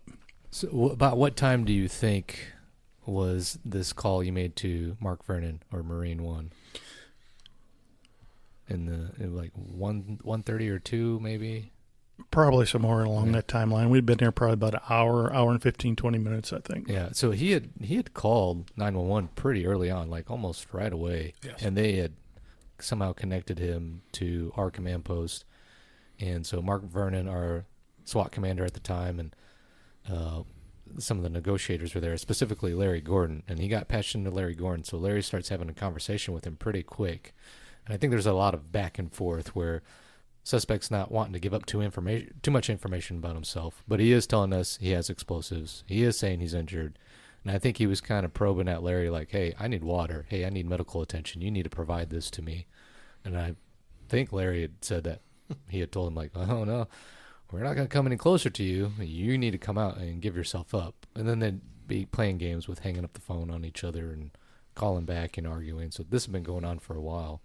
And I will never forget when Mark Vernon came on the radio and told us a device went off at headquarters, because that we knew everything just flipped and changed right then. Like, we're now in a different game. And I'm sure at the command post with the negotiators and the command staff, that game changed for them there too. Mm-hmm. And Jude, that's whenever Chief Brown, he was in a press conference, and then at, I have here in my notes at 1:45, the green light was given. Sounds about right. When I was talking to Marine One, I was like, hey, I really think I made a mistake on those EBR rounds. I said, is there any chance we can get anybody back to station and get them? And he's like, what kind of nut are you, Yeah. And I'm like, he goes, why? And I said, well, they're specially around. And I had looked over back on I-45, and I saw a couple state troopers. Right, I knew where Keith was. The line of fire, probability, small bullet, big sky, however you want to say it, was pretty small. But I knew we had these, and we had a respiratory pause, and Marine One got Master P, Mark Paggy, to go back.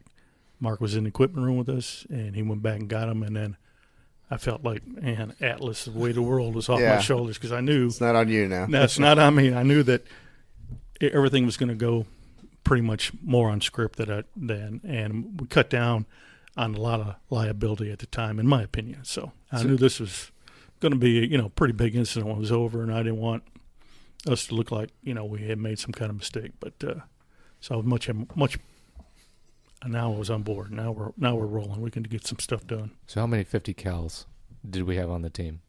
2. And both were deployed that night? Yes. Correct. Yeah. Mm-hmm. So we had the one you had, Keith. Correct. And then we had one on top of the bank on the passenger side. Yes.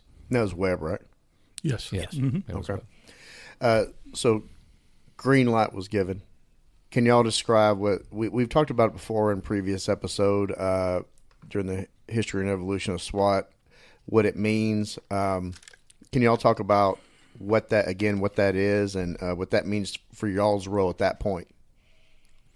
For us, well, specifically for the snipers, typically when that authorization is given, and that's what it is, it's a more or less an extension of Chapter 9 for the Penal Code. We are defending others that we may not know about. We are given that authorization based on knowledge that the command post has that they either can't or won't put out over the radio. So it's basically giving us the option, if we choose, and we don't have to, it gives us that option if we choose, that we can engage the suspect at any time that we see them, regardless of what they're doing, how they're doing, whatever. And a good example that I teach my students, my sniper students, is if you're given that green light, that authorization, and you're authorized to shoot this individual the first time you see him. Well, the first time the officer sees him, or the sniper sees him, the guy may be walking out of the front door naked with his hands up. Well, unbeknownst to the sniper, he just told the command post, yeah, I'm going to walk out naked, I'm going to wave at the world, say goodbye, I'm going to turn around, back inside, close the door, and I'm going to kill my family. Well, all that information is either too much or you can't put all that on radio quick enough that all that can be surmised with, you're given the green light, make this happen. And again, it's still on the operator or the shooter to decide, yes, I'm going to, or no, I'm not. That's still their decision, but it now extends that Chapter 9 from the command post. Yes, we have information that you don't know about yet. This needs to happen as soon as possible.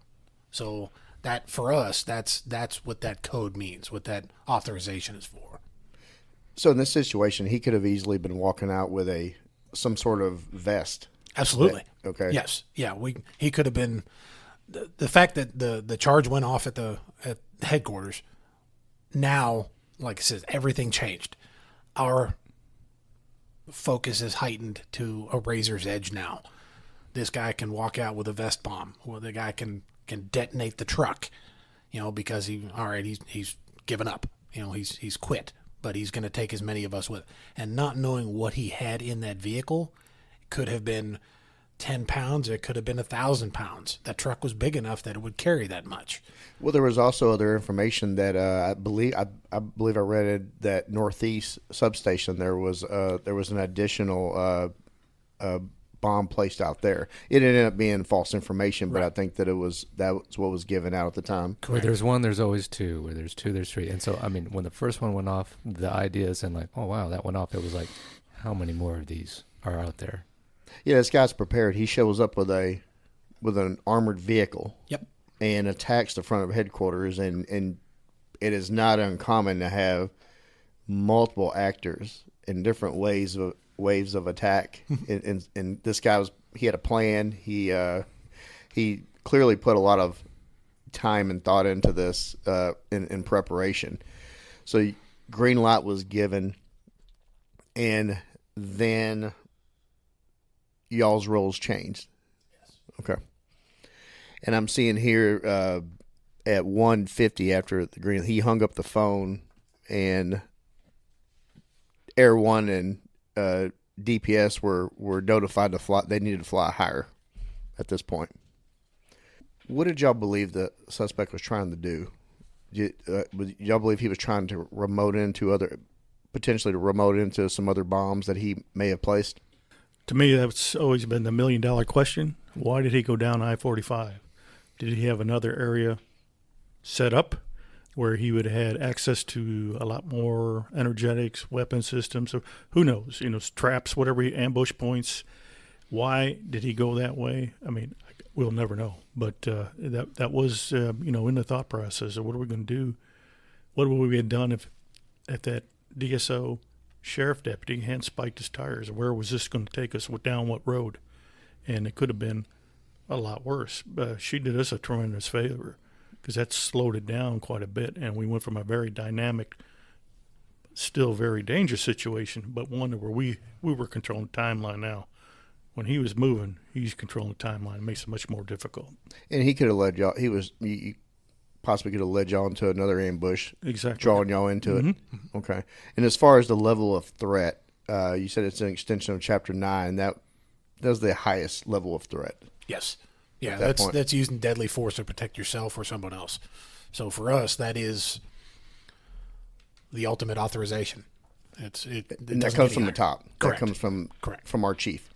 Yeah, 33 years. I've seen it given maybe 5-6 times. Okay. It's very rarely given, but when it is, it's extraordinary confrontational situations that we're dealing with before they would even think about letting you have that option. Yeah, because there's a lot of weight that goes with that decision from the top. Yep. Okay. And y'all were just basically at this point concerned with further destruction. Yes. You already had one bomb go off, and you know this guy has already done his damage at headquarters, and he is barricaded inside this armored vehicle. So the threat was there for further destruction. Yeah, going on a worst case scenario. That's how much can he pack in that vehicle, and how big of a hole in the world can he make? Yeah, talking about that as far as concern, Jude, you touched on with blast radius. I mean, what kind of y'all at the scene? What was going around at that point? Like as far as okay, how close are we, and is this good enough? And I know Keith, you were your ass was out in the wind, but how did that look from y'all? Would y'all go into that a little bit more? For the blast radius, knowing a little bit about explosives, not as much as Jude, but knowing a little bit enough to be dangerous. If we worked the worst case scenario that this thing was packed, where myself and Clubber and the rest of the guys that I wound up eventually staying at, we were within 70 yards of the truck. That's well inside not only the fragmentation but also the blast radius for the overpressure. So the shock wave would have hit us. Whatever frag for the vehicle would have come off, we were done. We were probably not going to survive. And again, that's based on worst case scenario. But it was the only place that we could get to have effective view on the vehicle. So what we did initially for myself and Mark is we took turns on the gun. One guy on the gun, the other guy staying behind the building as best they could. We would rotate out every couple of minutes just to give a break to each other. But knowing that if this vehicle does wind up going off, we're in trouble. It's like I says, we're well within that 100-yard of lethal radius of the frag, and then the shockwave coming through would have probably leveled most of the buildings. And Keith, at that point, how much training did you have with the 50 cal? Have you been training since its inception? Yeah, since the beginning. Okay. I'm reading the timeline here. 145 the green light was given, and then there was further dialogue with Danny mentioned Larry Gordon. He was the negotiator on scene, correct? Yes, yep. I'm looking here at 2:15. He's hung up the phone, saying he will start shooting in 5 minutes. He basically started giving information about his son. And about his own age, and he hung up the phone. There was a lot of back and forth, correct? Forgot about that.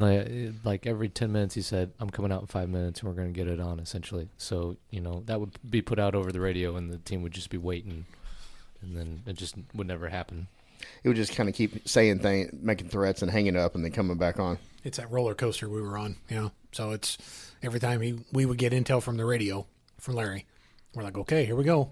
And then nothing. And then it kind of lull back down, then make another phone call and back up again. Talking about your adrenaline spiking up. Yeah. And back and forth. I mean, it really, over time, it does take the starch out of you, so many adrenaline dumps. Yeah, up and down and up and down, the unknown. And then, I can't imagine. And then you had this going on. Then you had poor Sergeant Wolverton and the team at headquarters dealing with what they had to deal with. He's not only deaf and he's tired now. He's deaf, he's tired, and he apparently is shorthanded because all his team went another ran direction. Off and left him. Yeah. We call that abandoning. Yeah. Is the statute of limitation for abandonment charges? We still? I think it's expired. He's good. Oh, okay. Yeah, it's beyond that. So at 2:43, I'm seeing here the suspect actually phones back and notifies Larry that he's been shot 3 times. And he's bleeding and he knows he's going to die soon.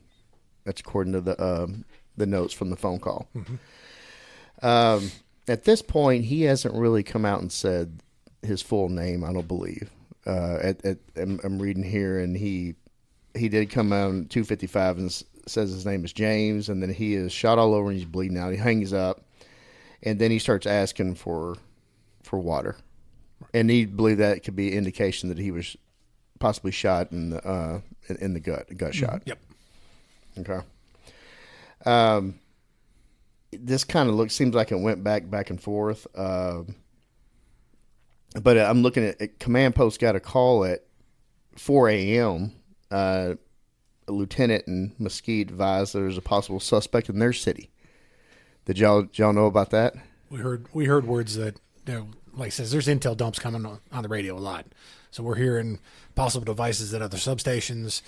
Now there's other incidents going on around the Metroplex. I'm like, okay, so we're kind of taking all this in with as much as we can, but half of what we're focusing on is literally right in front of us. Yeah, we don't even care about Kent Wolverton in headquarters at this point. Yeah. I mean, he's we're just dealing pretty with much on his own. Yeah. But in any of these incidents, Fusion Center gets spun up, and of course they're just blanketing everything and pulling out everything in case it could be related, and we need that info. So, in all these incidents, we always get a trickle of information that we have to take with a grain of salt and apply it where we need. So, Kit, this is closing in on 4 a.m. You already had one bomb go off up there. And what kind of how did that look for you at that point? If you can remember what you were doing after how long did it take to clear that HQ? Forever.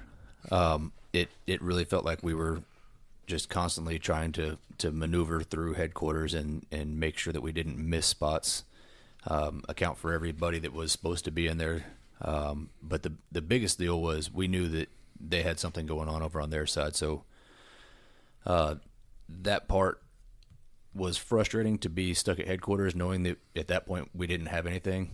But the people that you work with every day are still out in another situation, and everybody there was willing to jump in the truck and head down, but we were told, hey, go ahead and stand by, and just in case something else pops off somewhere else. So the one thing I remember is the Red Cross guys showed up with the food truck, and we grabbed a couple expired Little Debbie snacks from there and just kind of waited until we got the word. Back at the scene in Hutchins, did y'all get any of those 99-cent tacos from Jack in the Box? Were those offered at all? No, well, skipping ahead. No, we did not. But skipping ahead, so many hours later, Nick and Sam's actually brought catered food out. Really? Yeah. I remember kind of sitting there waiting for an evac, and by then Dallas had woken up the next morning and saw the news, and it was still ongoing. And Nick and Sam's delivered food out there to us while we were still doing with the post incident. Shout out Nick and Sam's; they're very good to us, and Kent knows them very well. It's a local restaurant here, and they're very good to our Dallas officers. Yep. So there's a lot of phone going back and forth volleys going back between Larry and the suspect at this point. And I'm looking here at 4:30. There was a shot to take out the engine. How did that go? And Keith, was that you? Yes, sir. Okay, can you describe that? After I got my hide site, my position on top of the roof. Okay, that's where I wound up staying the whole time. I actually had Scott McDonald, who was kind of my anchor. The roof was a piece of garbage. The whole building pretty much was. If we moved too much, it was pretty much going to cave in on itself. But the shingles were all deteriorating, so it was like trying to stand on ice. So I had Scott basically hanging onto my feet, keeping me from sliding down the roof. The big issue that we had was there was only one magazine for the rifle. I had the AP rounds in the rifle. Eventually, Mark Paggy retrieved the ARF rounds, the compressed copper rounds, and we kind of worked out a tag team between myself and Clubber Mark wanted to try the 308 through the through the radiator to see if that would to shut it off. We knew it was probably a low probability, but wanted to try it anyway. So once the authorization was to kill the engine, make the vehicle stop running to make it more uncomfortable for him, we worked out, again, because there's only one magazine for this and it's a magazine-fed rifle, I loaded it up, kind of staggering the rounds. I had the armor piercing with the intention that if I saw the suspect, I was going to engage him through the windshield or wherever he was. And I wanted to do that with an AP round to go through the armored vehicle. The next subsequent rounds, 3 more after that, were the anti-ricochet rounds, the compressed copper rounds. And then the bottom rounds after that were all AP rounds. So working out the mechanics in my head, I says, all right, so I communicated with Clubber. I says, you engage the 3 rounds. Once you're done, I'm going to watch, see if I get any response from inside the cab. If I don't, I'll rack that 1 AP round out, and that'll give me the next 3 rounds will be the rounds that I will shoot through the hood with the intention of killing the engine with the 50 at that point. So that worked out. I got it set, gave Clubber the thumbs up, said, I'm ready, on you. So he sent the 3 rounds, which, again, didn't do anything. I mean, it didn't even make the truck hiccup.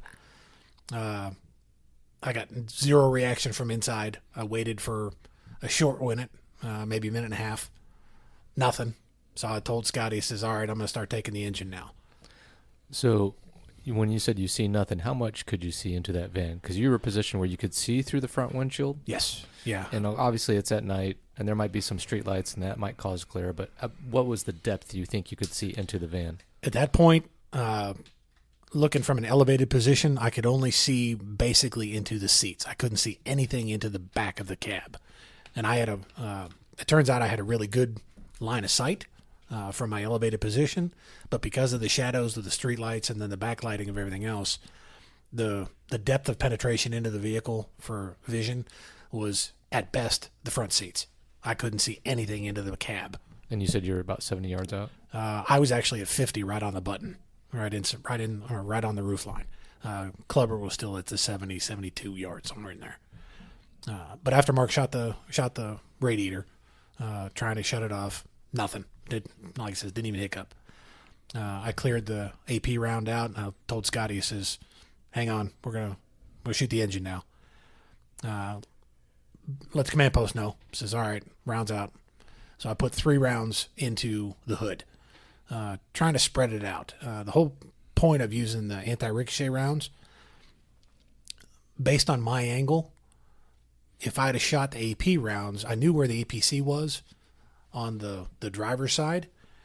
My concern was if one of the AP rounds, which is a penetrator round, if that goes through the hood and catches a weird angle on the engine, it can go through the fender and still have enough steam coming out to possibly hurt one of my guys on the other side of the parking lot. I don't want to take that chance.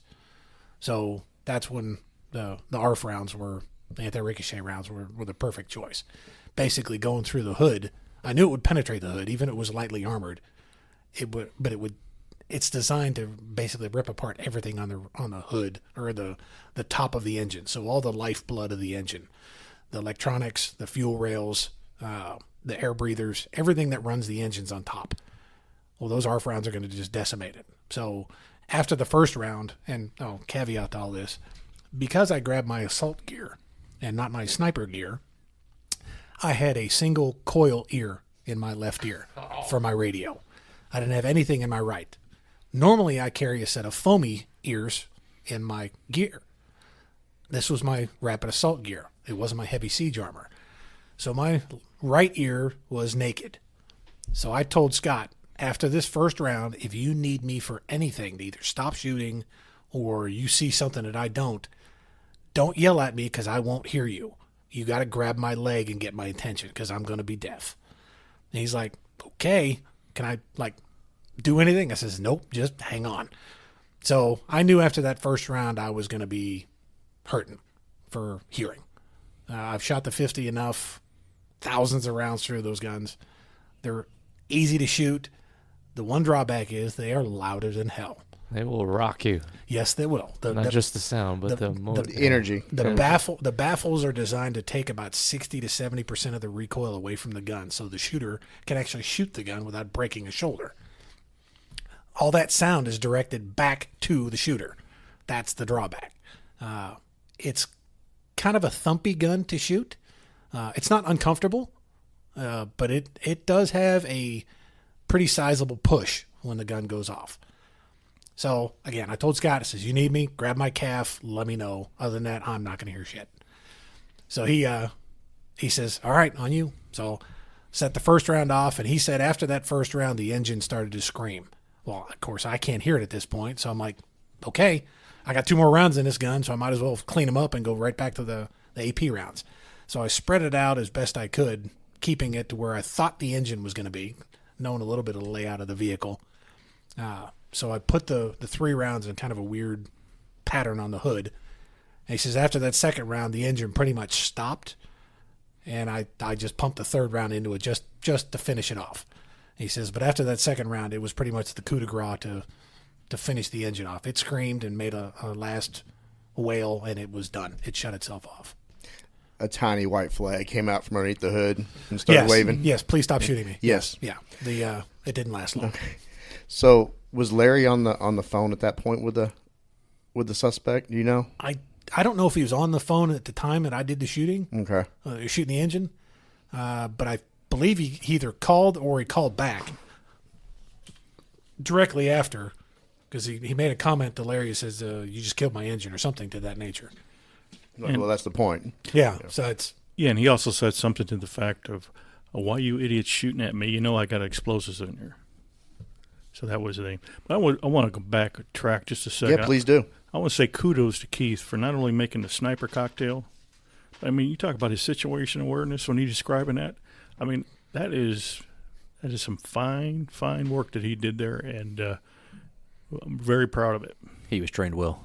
Well, I can't say that, but he represented real well in this one. Well, I was thinking about that. He come up with that plan on the fly to stagger those rounds. Or just even being aware, like, hey, I'm going to be deaf, so get my attention. Mm-hmm. Like, let me know if there's some kind of reaction from the van or this shooter, and you have to get my attention by physically getting a hold of me.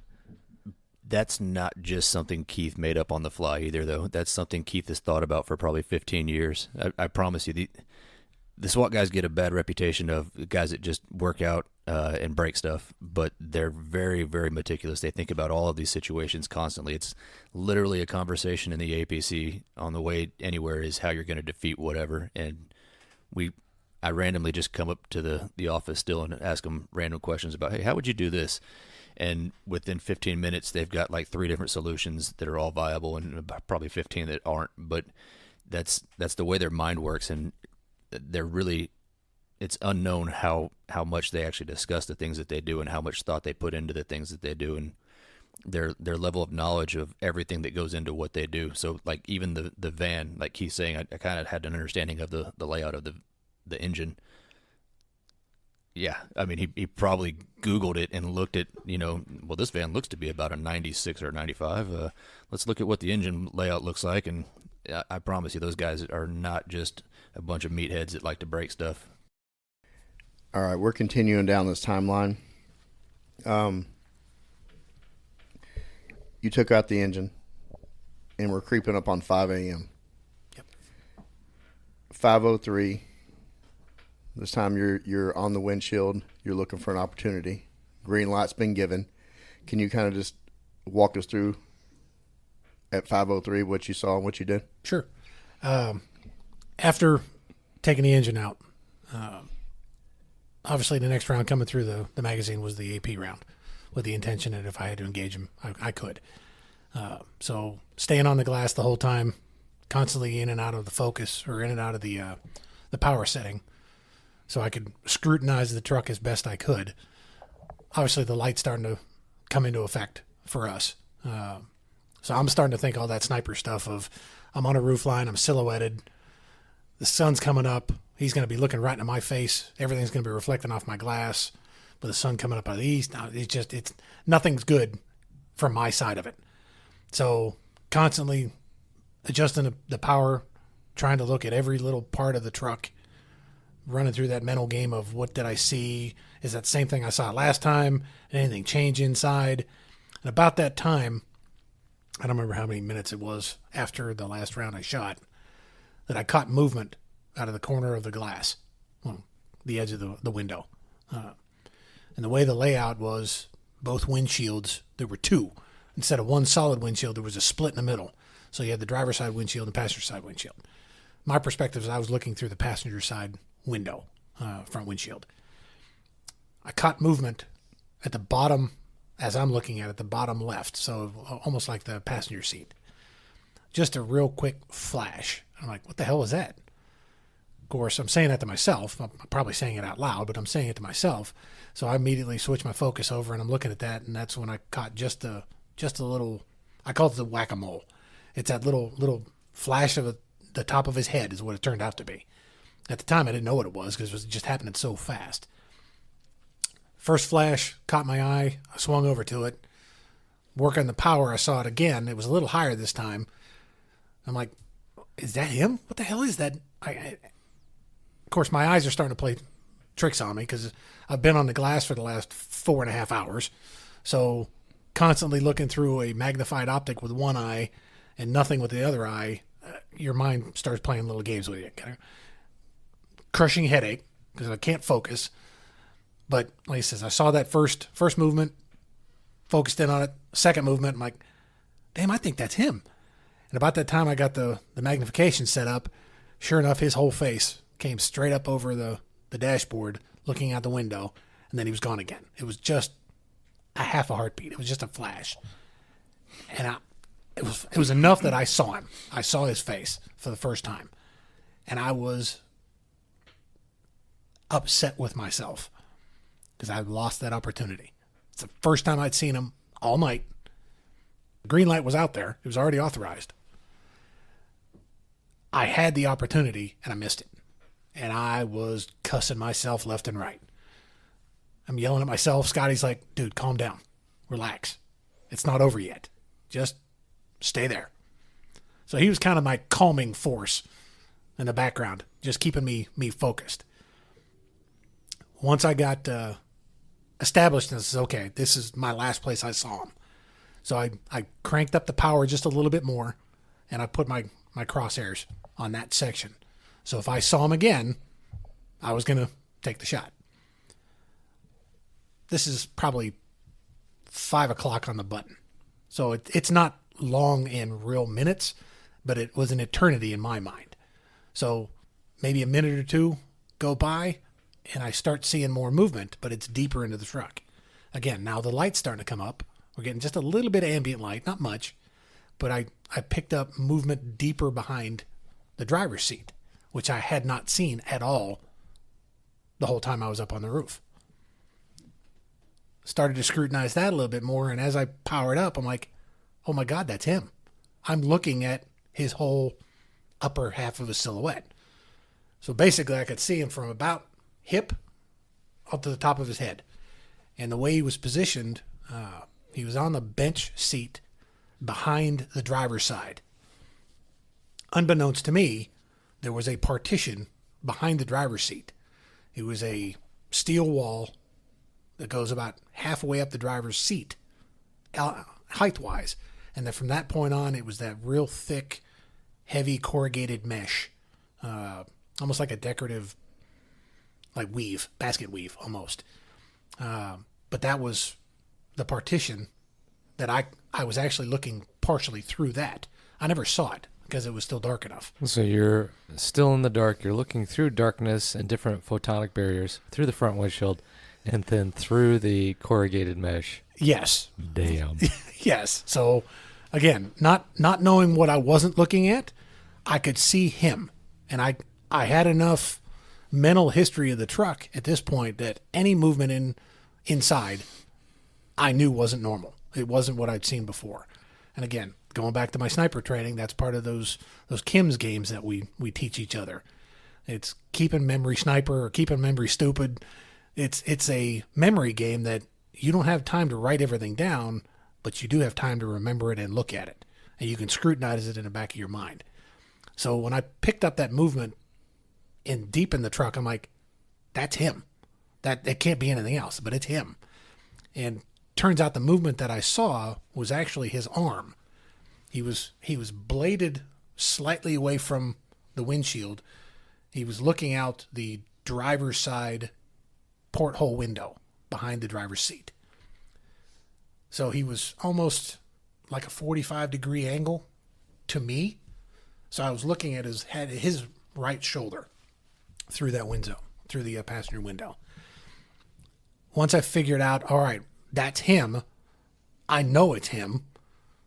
I've got him in the sights. I can see him literally from the top of his head to his hip and shoulder to shoulder with kind of a weird bladed angle. And that's when I told Scotty, I says, stand by. Well, to me, I sounded all cool, calm, and collected in my head. That's not what I sounded like in reality. Scotty was like, you sounded like a 3-year-old schoolgirl the first time you said that. I was slightly excited, knowing what I was about to get ready to do. I said it again because I was still figuring out where I wanted to place my shot. And while I'm running all this through my head at Mach 2, the two primary instructors that ring true in my head were my first sniper instructors. And no, it wasn't Jude yet. But Jude was my teammate at that point. Tony Black and Bob Newton were my two primary first sniper instructors. And the one thing they always harped on was, don't be greedy. Quarter up your target, shoot center of mass. Whatever it is that you can see, shoot center of mass. Don't get greedy and take that perfect sniper shot for the head. That sexy movie shot. Yeah, the sexy movie stuff, which is bullshit. It doesn't work, all right? Too many things can go wrong. Take your time, make your shot count, but take the biggest piece that you can see, which happens to be his chest. Thank God I did. I quartered him up, and my crosshairs actually wound up falling just below his nipple line on his chest. So it squared up everything that I could see. And I told Scotty, stand by. Well, that last standby, Scott knew I was serious because he said my voice dropped about 4 octaves. It was nice and calm and relaxed. Took the safety off, did my breathing, sent the round. I don't remember the gun going off. I don't remember the recoil. I don't remember any of it. I remember watching the glass explode, watching everything through the scope. Get that little white blast from where the glass detonated in the hole. And I'm like, oh, crap, I lost sight of him. So I shift my crosshairs and my gaze over. I can't see him anymore. Wait a minute, why can't I see him? He should be sitting right there. So then I start to panic. Fuck, I missed. How the hell did I miss? I couldn't have missed. He was right there. He's 50 yards away from me. And I start the second guessing. What the hell did I do wrong? And I'm saying this to myself, but I'm actually saying it out loud. And Scotty's right behind me. He grabs me by the calf. Said, calm down. You're not done yet. Okay. All right. And I'm like, he's not there. He's not there anymore. He goes, did you do everything right? Yeah. Was he in your crosshairs when you pressed the trigger? Yeah. Did you jerk the trigger? No. Then you did everything right. Right. Then you hit him. But I don't see him. And there was a disconnect in my head that I forgot the power of that gun. It's not a normal sniper rifle. It's designed as an anti-materiel rifle. But it's super powerful. It will relocate whatever you were shooting at. And that's what it did. Turns out, my point of aim was not my point of impact. Where I aimed, I actually hit him 18 inches high because it went through the glass. So I knew there was going to be some deflection from the glass. We've shot enough of that. I didn't take into account any other barriers between the glass and him. I just thought it was open air. Well, it turns out the round, when it goes through, it strips off the copper jacket, and the tungsten penetrator continues on and does the damage. Well, that went through that second barrier, and when it did, it deflected it even higher. So the round that actually, where I was aiming, here actually hit him here. Which you're pointing straight into the cranial. It hit him just below his eye, as best we can. So you were aiming. Yeah, I was aiming just around his mid-chest line, just below his nipple. Below the nipple line. And he ended up. And the impact was approximately 18 inches high. So centered in the cranial. It hit him just somewhere in the head.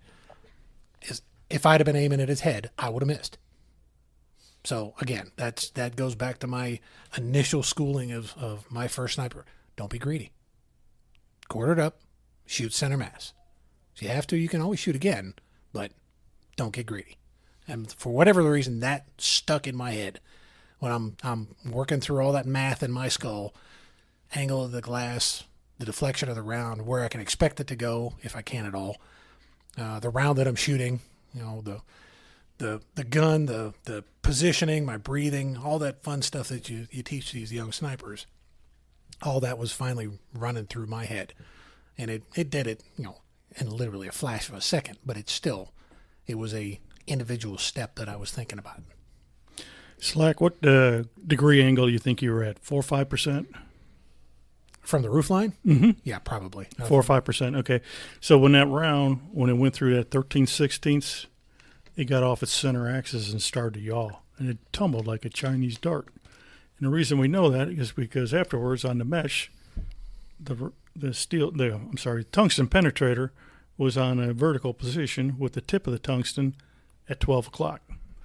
So if any doubts about why you would need a 50, or there's another weapon system in the inventory that could accomplish the mission like that did. So that was validation after 12 years of fighting for it. Yeah, fighting for it and trying to get it and validate it. And because I don't know how many commanders I had told us, you guys will never use that in the city of Dallas as long as I'm sitting in this chair.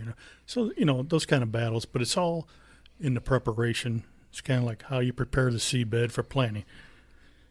We did a lot of testing. We knew what the capabilities were. I had the right ammunition for the right deal, and we had the right person behind the gun, which is probably the most important thing. It's better to have and not need. Exactly. Right. Threat neutralized. I want to talk about the significance of using that weapons platform in law enforcement in the history. That is the first time that, as far as we're aware, that is the first time that weapon system was used by a law enforcement sniper or law enforcement personnel. It was only the first time. It hasn't happened. So there have been other teams across the country that have used the 50 cal, but it has been for its original intent, which is anti-material, so taking out vehicles. I think the last one that I'm aware of was in Ohio. A SWAT sergeant took out a tractor trailer. I believe it was stolen. Had been running through town, raising all kind of hell. So they used that, a couple rounds, defeated the engine, and chase was over.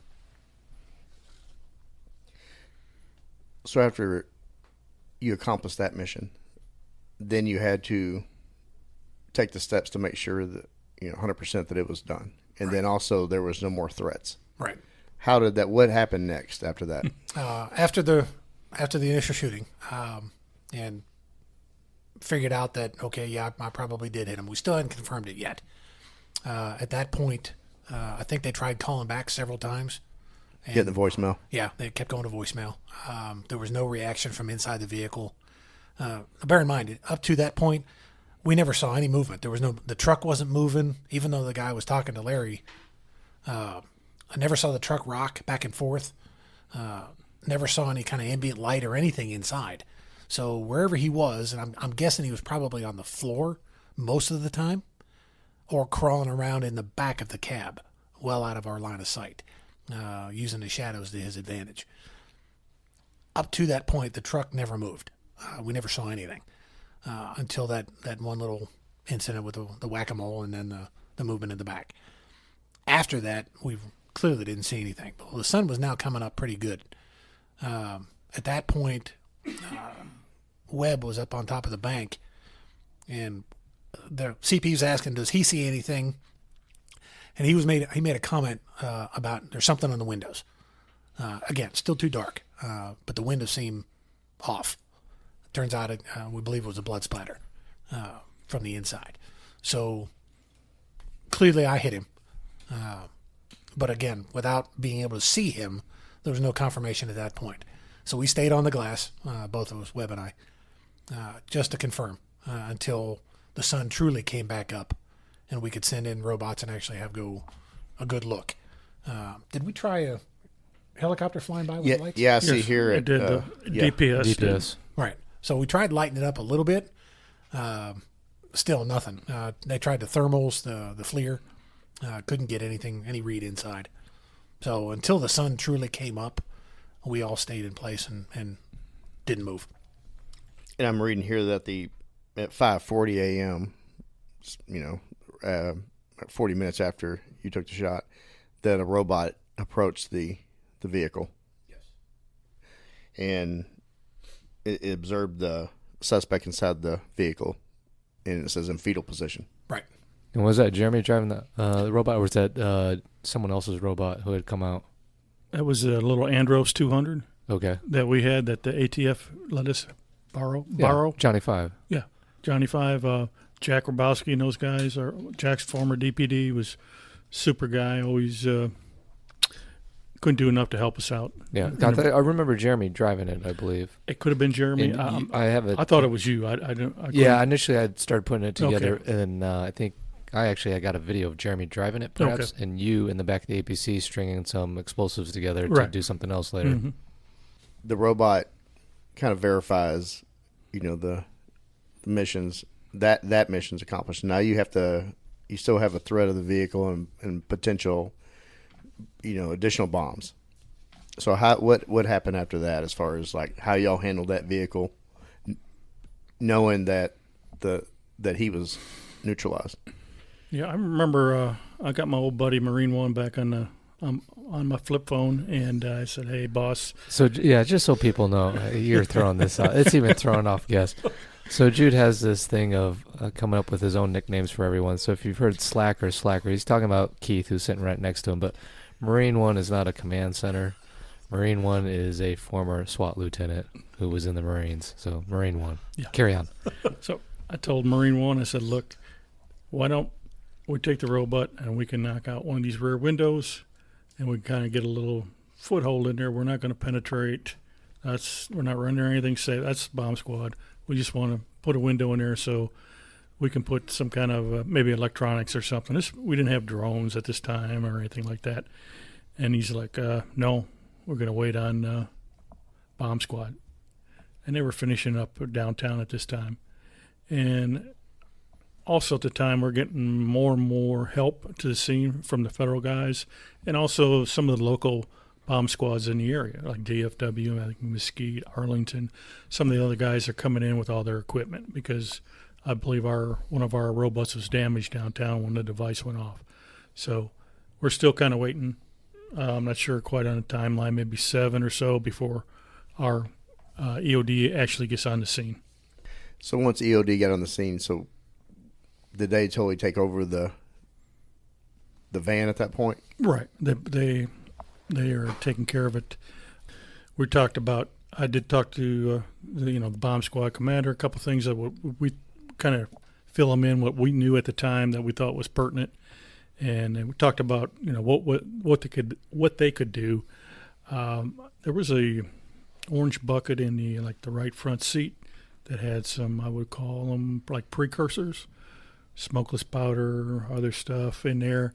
And they wanted to, get at that pretty quick. So I remember Little Wayne actually made a charge to take out the side window. And we had a couple events that happened before that. But once he took out the window, that kind of got the ball rolling as far as the render safe on the vehicle. FBI SWAT showed up at some point during this? The head of the bomb squads in Metroplex is run basically by the FBI, and the head guy got there, and I think old Tom had been at his deer lease, and he got there, and he decided what we were going to do, and they continued on with trying to breach the vehicle to get inside there. All the houses on Palestine Street were cleared out at this point. Yes, sir. So I've actually seen the video of the detonation. Can you kind of talk about that, what y'all know of it, of how that came about, or what you can talk about? Sure. So I think before that, we actually had our old buddy Webb got to do a little trigger work on the front windshield. They wanted to get see if we can get one of the claws on like an Andro 6 up there, if they could pull one of the windshields out. And so we did a little bit of work along the edge on the glass. I think Webb core shot probably 7 rounds. And I'll never forget, I had to go across the where the command post is set up, and Chief Cato was there and Marine One was there. So I'm like the flunky going in between. There were some concerns about RFE energy in the area, not knowing. So I was like a little runner. I went over there and I said, "Sir, requesting we shoot the 50 to disable the glass."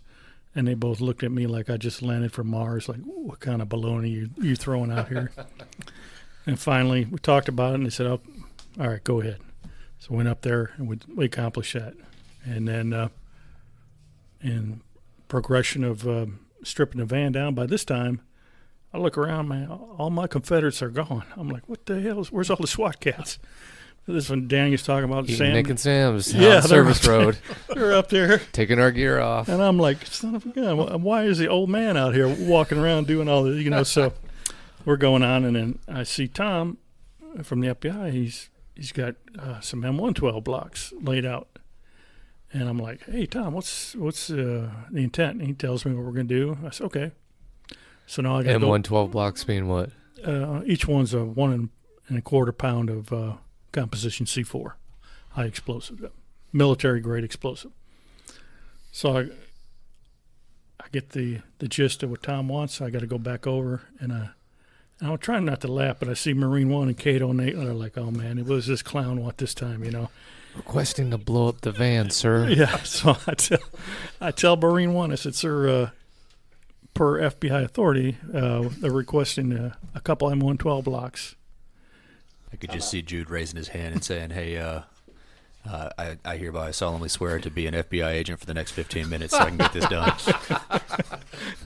Well, the backstory was, Marine One had been in the engineers, and he did a lot of work in Iraq with like 82 Russian millimeter mortars, blowing up 50, 100 blocks at a time. And he used to always tease me, say, "You'll never use one in the city of Dallas in your career." So I was over there like the Cheshire Cat, smiling, because now we get a chance to play with 2 of them. And I think they were just like, this guy is just out of control. So they just said, "Yeah, go ahead." So I went back there, and then they set it up, and they set off 2.5 pounds, and I was pretty impressed with the durability of that Ford van, because it pushed in the sheet metal a couple inches, but it really didn't do a whole lot of that. But I didn't really quite understand what Tom had, what his initial intent was. There was a little discrepancy there. But after that, I don't know, timeline is probably around 10 o'clock. And I remember going back, walking up a few hundred yards to all my boys are, and Slack takes one look at me and goes, "Sit down." He gives me a Gatorade, and I was about ready to fall out. I'm not going to lie. I was pretty worked over. You're in that hot vest for quite a long time. And then, we went back up there, and that was it. So you were kind of notorious for, number one, never having a radio. So I'm questioning, True. Did you actually have a radio to go back and forth, or was that necessity, and then you just came up with, we were worried about RF? Yeah. Normally, that would be a Judaism, but this time, actually, Marine One said, "Hey, don't use your radio, just come back and forth." So, hey, an old man like me, I was wore out. So there was an explosion at the vehicle, Mm-hmm. and then at what point did y'all just render it, that location it was safe and secure? Well, everybody thinks that the 2.5 pounds of composition C4 caught the van on fire, and that's not the case at all. It pushed it in a little bit, came back, and at that time, Tom decided that the FBI came there with an MRAP, and they had a big log chain, and we were going to start pulling the doors off with our newer APC, and I had Brandon and Jeremy out there with me. Now, I felt bad because I was I'm in the armor driving, and these poor guys are out there, and Little Wayne is standing by. He's going to go in and he's going to render safe whatever he has inside. And we did pull one of the side doors off, and Wayne got in there, and he was actually able to render safe 2 pipe bombs. And when he was in the act of doing the third one, what they had used had sprinkled powder through the air, and then when the third one ignited, it caught the whole van on fire. So we all backed out of there, and I remember DFW bomb squad thought there was like probably another 3 or 4 devices went off. I know I heard 2 pretty good booms. I remember I talked to Wayne about a month ago, and he said that there were 2 pipe bombs right next to where the subject landed. So it's probably, looking back at it, he could have been working on one when Slacker spotted him. But there was enough precursors and stuff in there that, and you have to remember that his technology was probably some of the most advanced that ever been deployed in the continental United States up to this time. I mean, this is stuff that was going off in Iraq and Afghanistan. But I said earlier, he made just one minor mistake on his hardwire, and if he hadn't done that, he'd have been a much, much tougher out. Yeah, he'd have accomplished a lot more than. And you know, this whole thing's tragic. Yeah. Starting from his 2013 arrest and offenses against his family, and it turned into 2 years later, and I've heard his family talk about this on news stories that he has battled mental illness for a long time, and then this exacerbated it, and it set him on a path of just tragedy for himself, and he almost accomplished a lot more terror on the city. He had a great plan. It just did not. His execution of it didn't work to what he planned. Yep. Couple of things didn't go his way, and it worked out okay for us. Not so good for him, but it was not the easiest call we've ever been on. Quickly became one of the scariest, with the potential to be even more scary, more devastating. Like he says, the fates worked in our favor, and it was just like Jude said, a couple little things that didn't work the way he planned. If they had, we'd be having a different conversation today. Yeah, he had a hell of a plan. It just it didn't work out. Right. Taking of a life is, you're a SWAT operator, you're a sniper, and you just kind of walked us through that entire process of what you had to do to accomplish your mission of executing green light when you had a chance. Mm-hmm. Listeners out there that are non-first responders, non-police, and none of us want to have to do that. Right. And that is something you're going to have to carry forever because of these actions that laid out on June 13th, 2015. Right. I have kind of a mindset that I did not want to let anything ever happen to my guys. I'd rather it happen to me first, or me only. I don't ever want to have to go and explain to my buddies' families, my buddies' wives and husbands that I got them hurt or, God forbid, killed because I didn't do my job. I didn't do something when I could have. In my mind, I was never going to let that happen, ever, and I'm still not going to. Whatever I have to do to get that job done, I'm prepared to do that and prepared to deal with the consequences in the afterlife. Chris Kyle said it one of the best ways. I'm prepared to go in front of God, and this is, I accept what I did. This is my job. I'm not ashamed of it. It's tough to deal with, but I wouldn't change it because I'm not going to let the guy hurt my guys. It's not going to happen. we never pick the time, the place, or how any of this stuff is going to evolve. We just respond to it. You can train and train and train, and it's not the same. But when you get on these hot deals like this, I'm telling you, this cat had unbelievable repertoire of possible skills that he could have done. And when you look back about how nobody was injured or killed, it's unbelievable. It's a miracle. It really is. He had planned for everything except one thing he didn't plan for.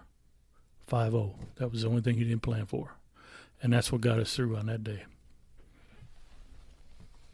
It's probably one of the first times, well, one of the second times, I guess, that we've ever actually had a piece of equipment and the training and the plan already in place before it was needed.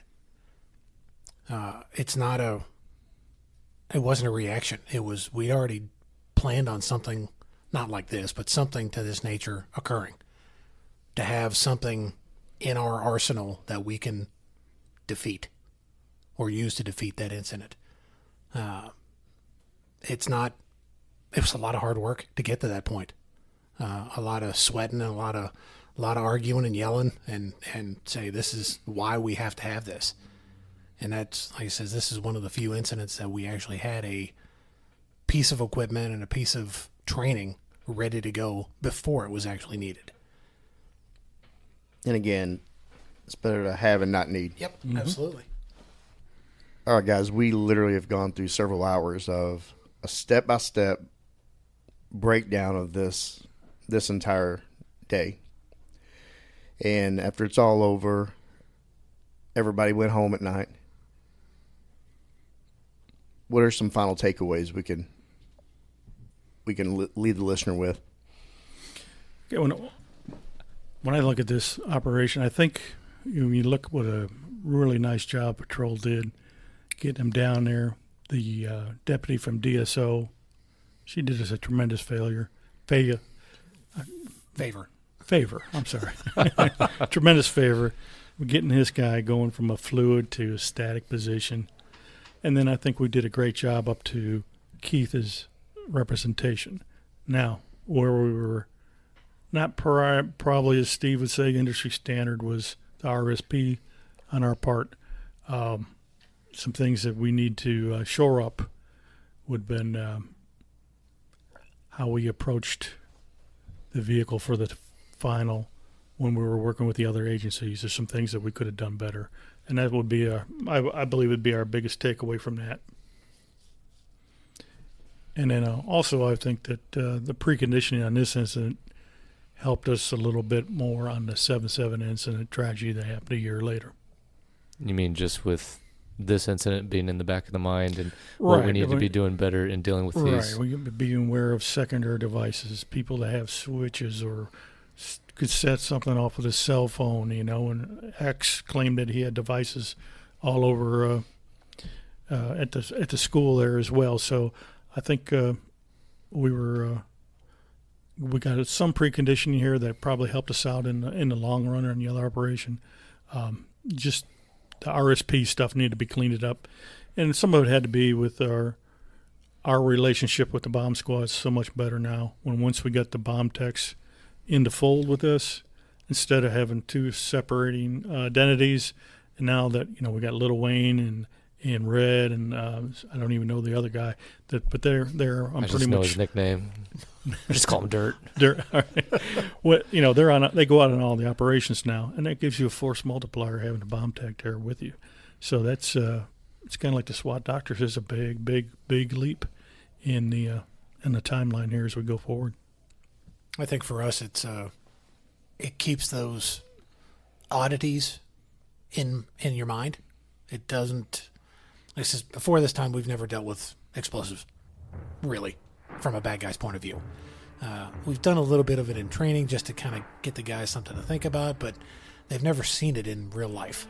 It's not like we're European law enforcement where you deal with explosives a lot or automatic weapons. It's we deal with guns and drugs. That's our bread and butter. Dealing with bombs, that's something all again different for us. The unfortunate fact that 7/7 happened nearly a year later it was still in the forefront of everybody's thoughts. You know, I know I got a shooter running around, but did this guy drop devices? Has he been planning this? So it gives the guys something else to start thinking about, or at least keeping in their mind. They don't get as complacent as they used to be, which is a big thing. So even now today, when we put on training for the young guys, the SWAT guys, just to keep them on their toes, we'll put a device out. See if they recognize it. See if they pick it up. You didn't see that? Oh, okay. All right. Well, this is what you need to look for. Oh, okay. And then we'll tell them why. Oh, shit. Okay. Well, that makes sense now. So then they put it in context, so they can get a better frame of reference. Why are we doing this? Why is this so dangerous? It's easy to set up. You know, for a bad guy's point of view, if they're really that true 1%er like this guy was, it can be a really bad day if you don't do your job properly. Iron sharpens iron. Yep. And hopefully learn from mistakes, or anything can be done better. Correct. And the last thing I want to say, I want to give a shout out to all our federal brothers, all the help from the FBI guys, ATF, and we had a briefing probably 8 months later that the ATF gave, and how they were able to recreate the incident from every phone call, all the way down the line. It was tremendous. It was quite impressive how they were able to get everything put into the timeline of how it happened. Guys, I think that's a perfect way to wrap it up. I want to thank Danny, Kent for being a part of this. Keith, Jude, you are amazing. Thank you for your service. You're welcome.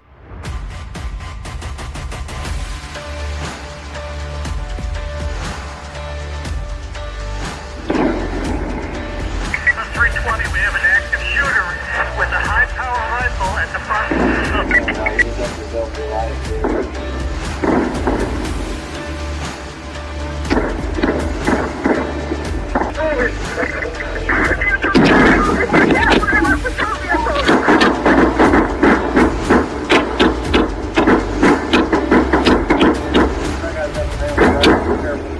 I have a 50 cal ready.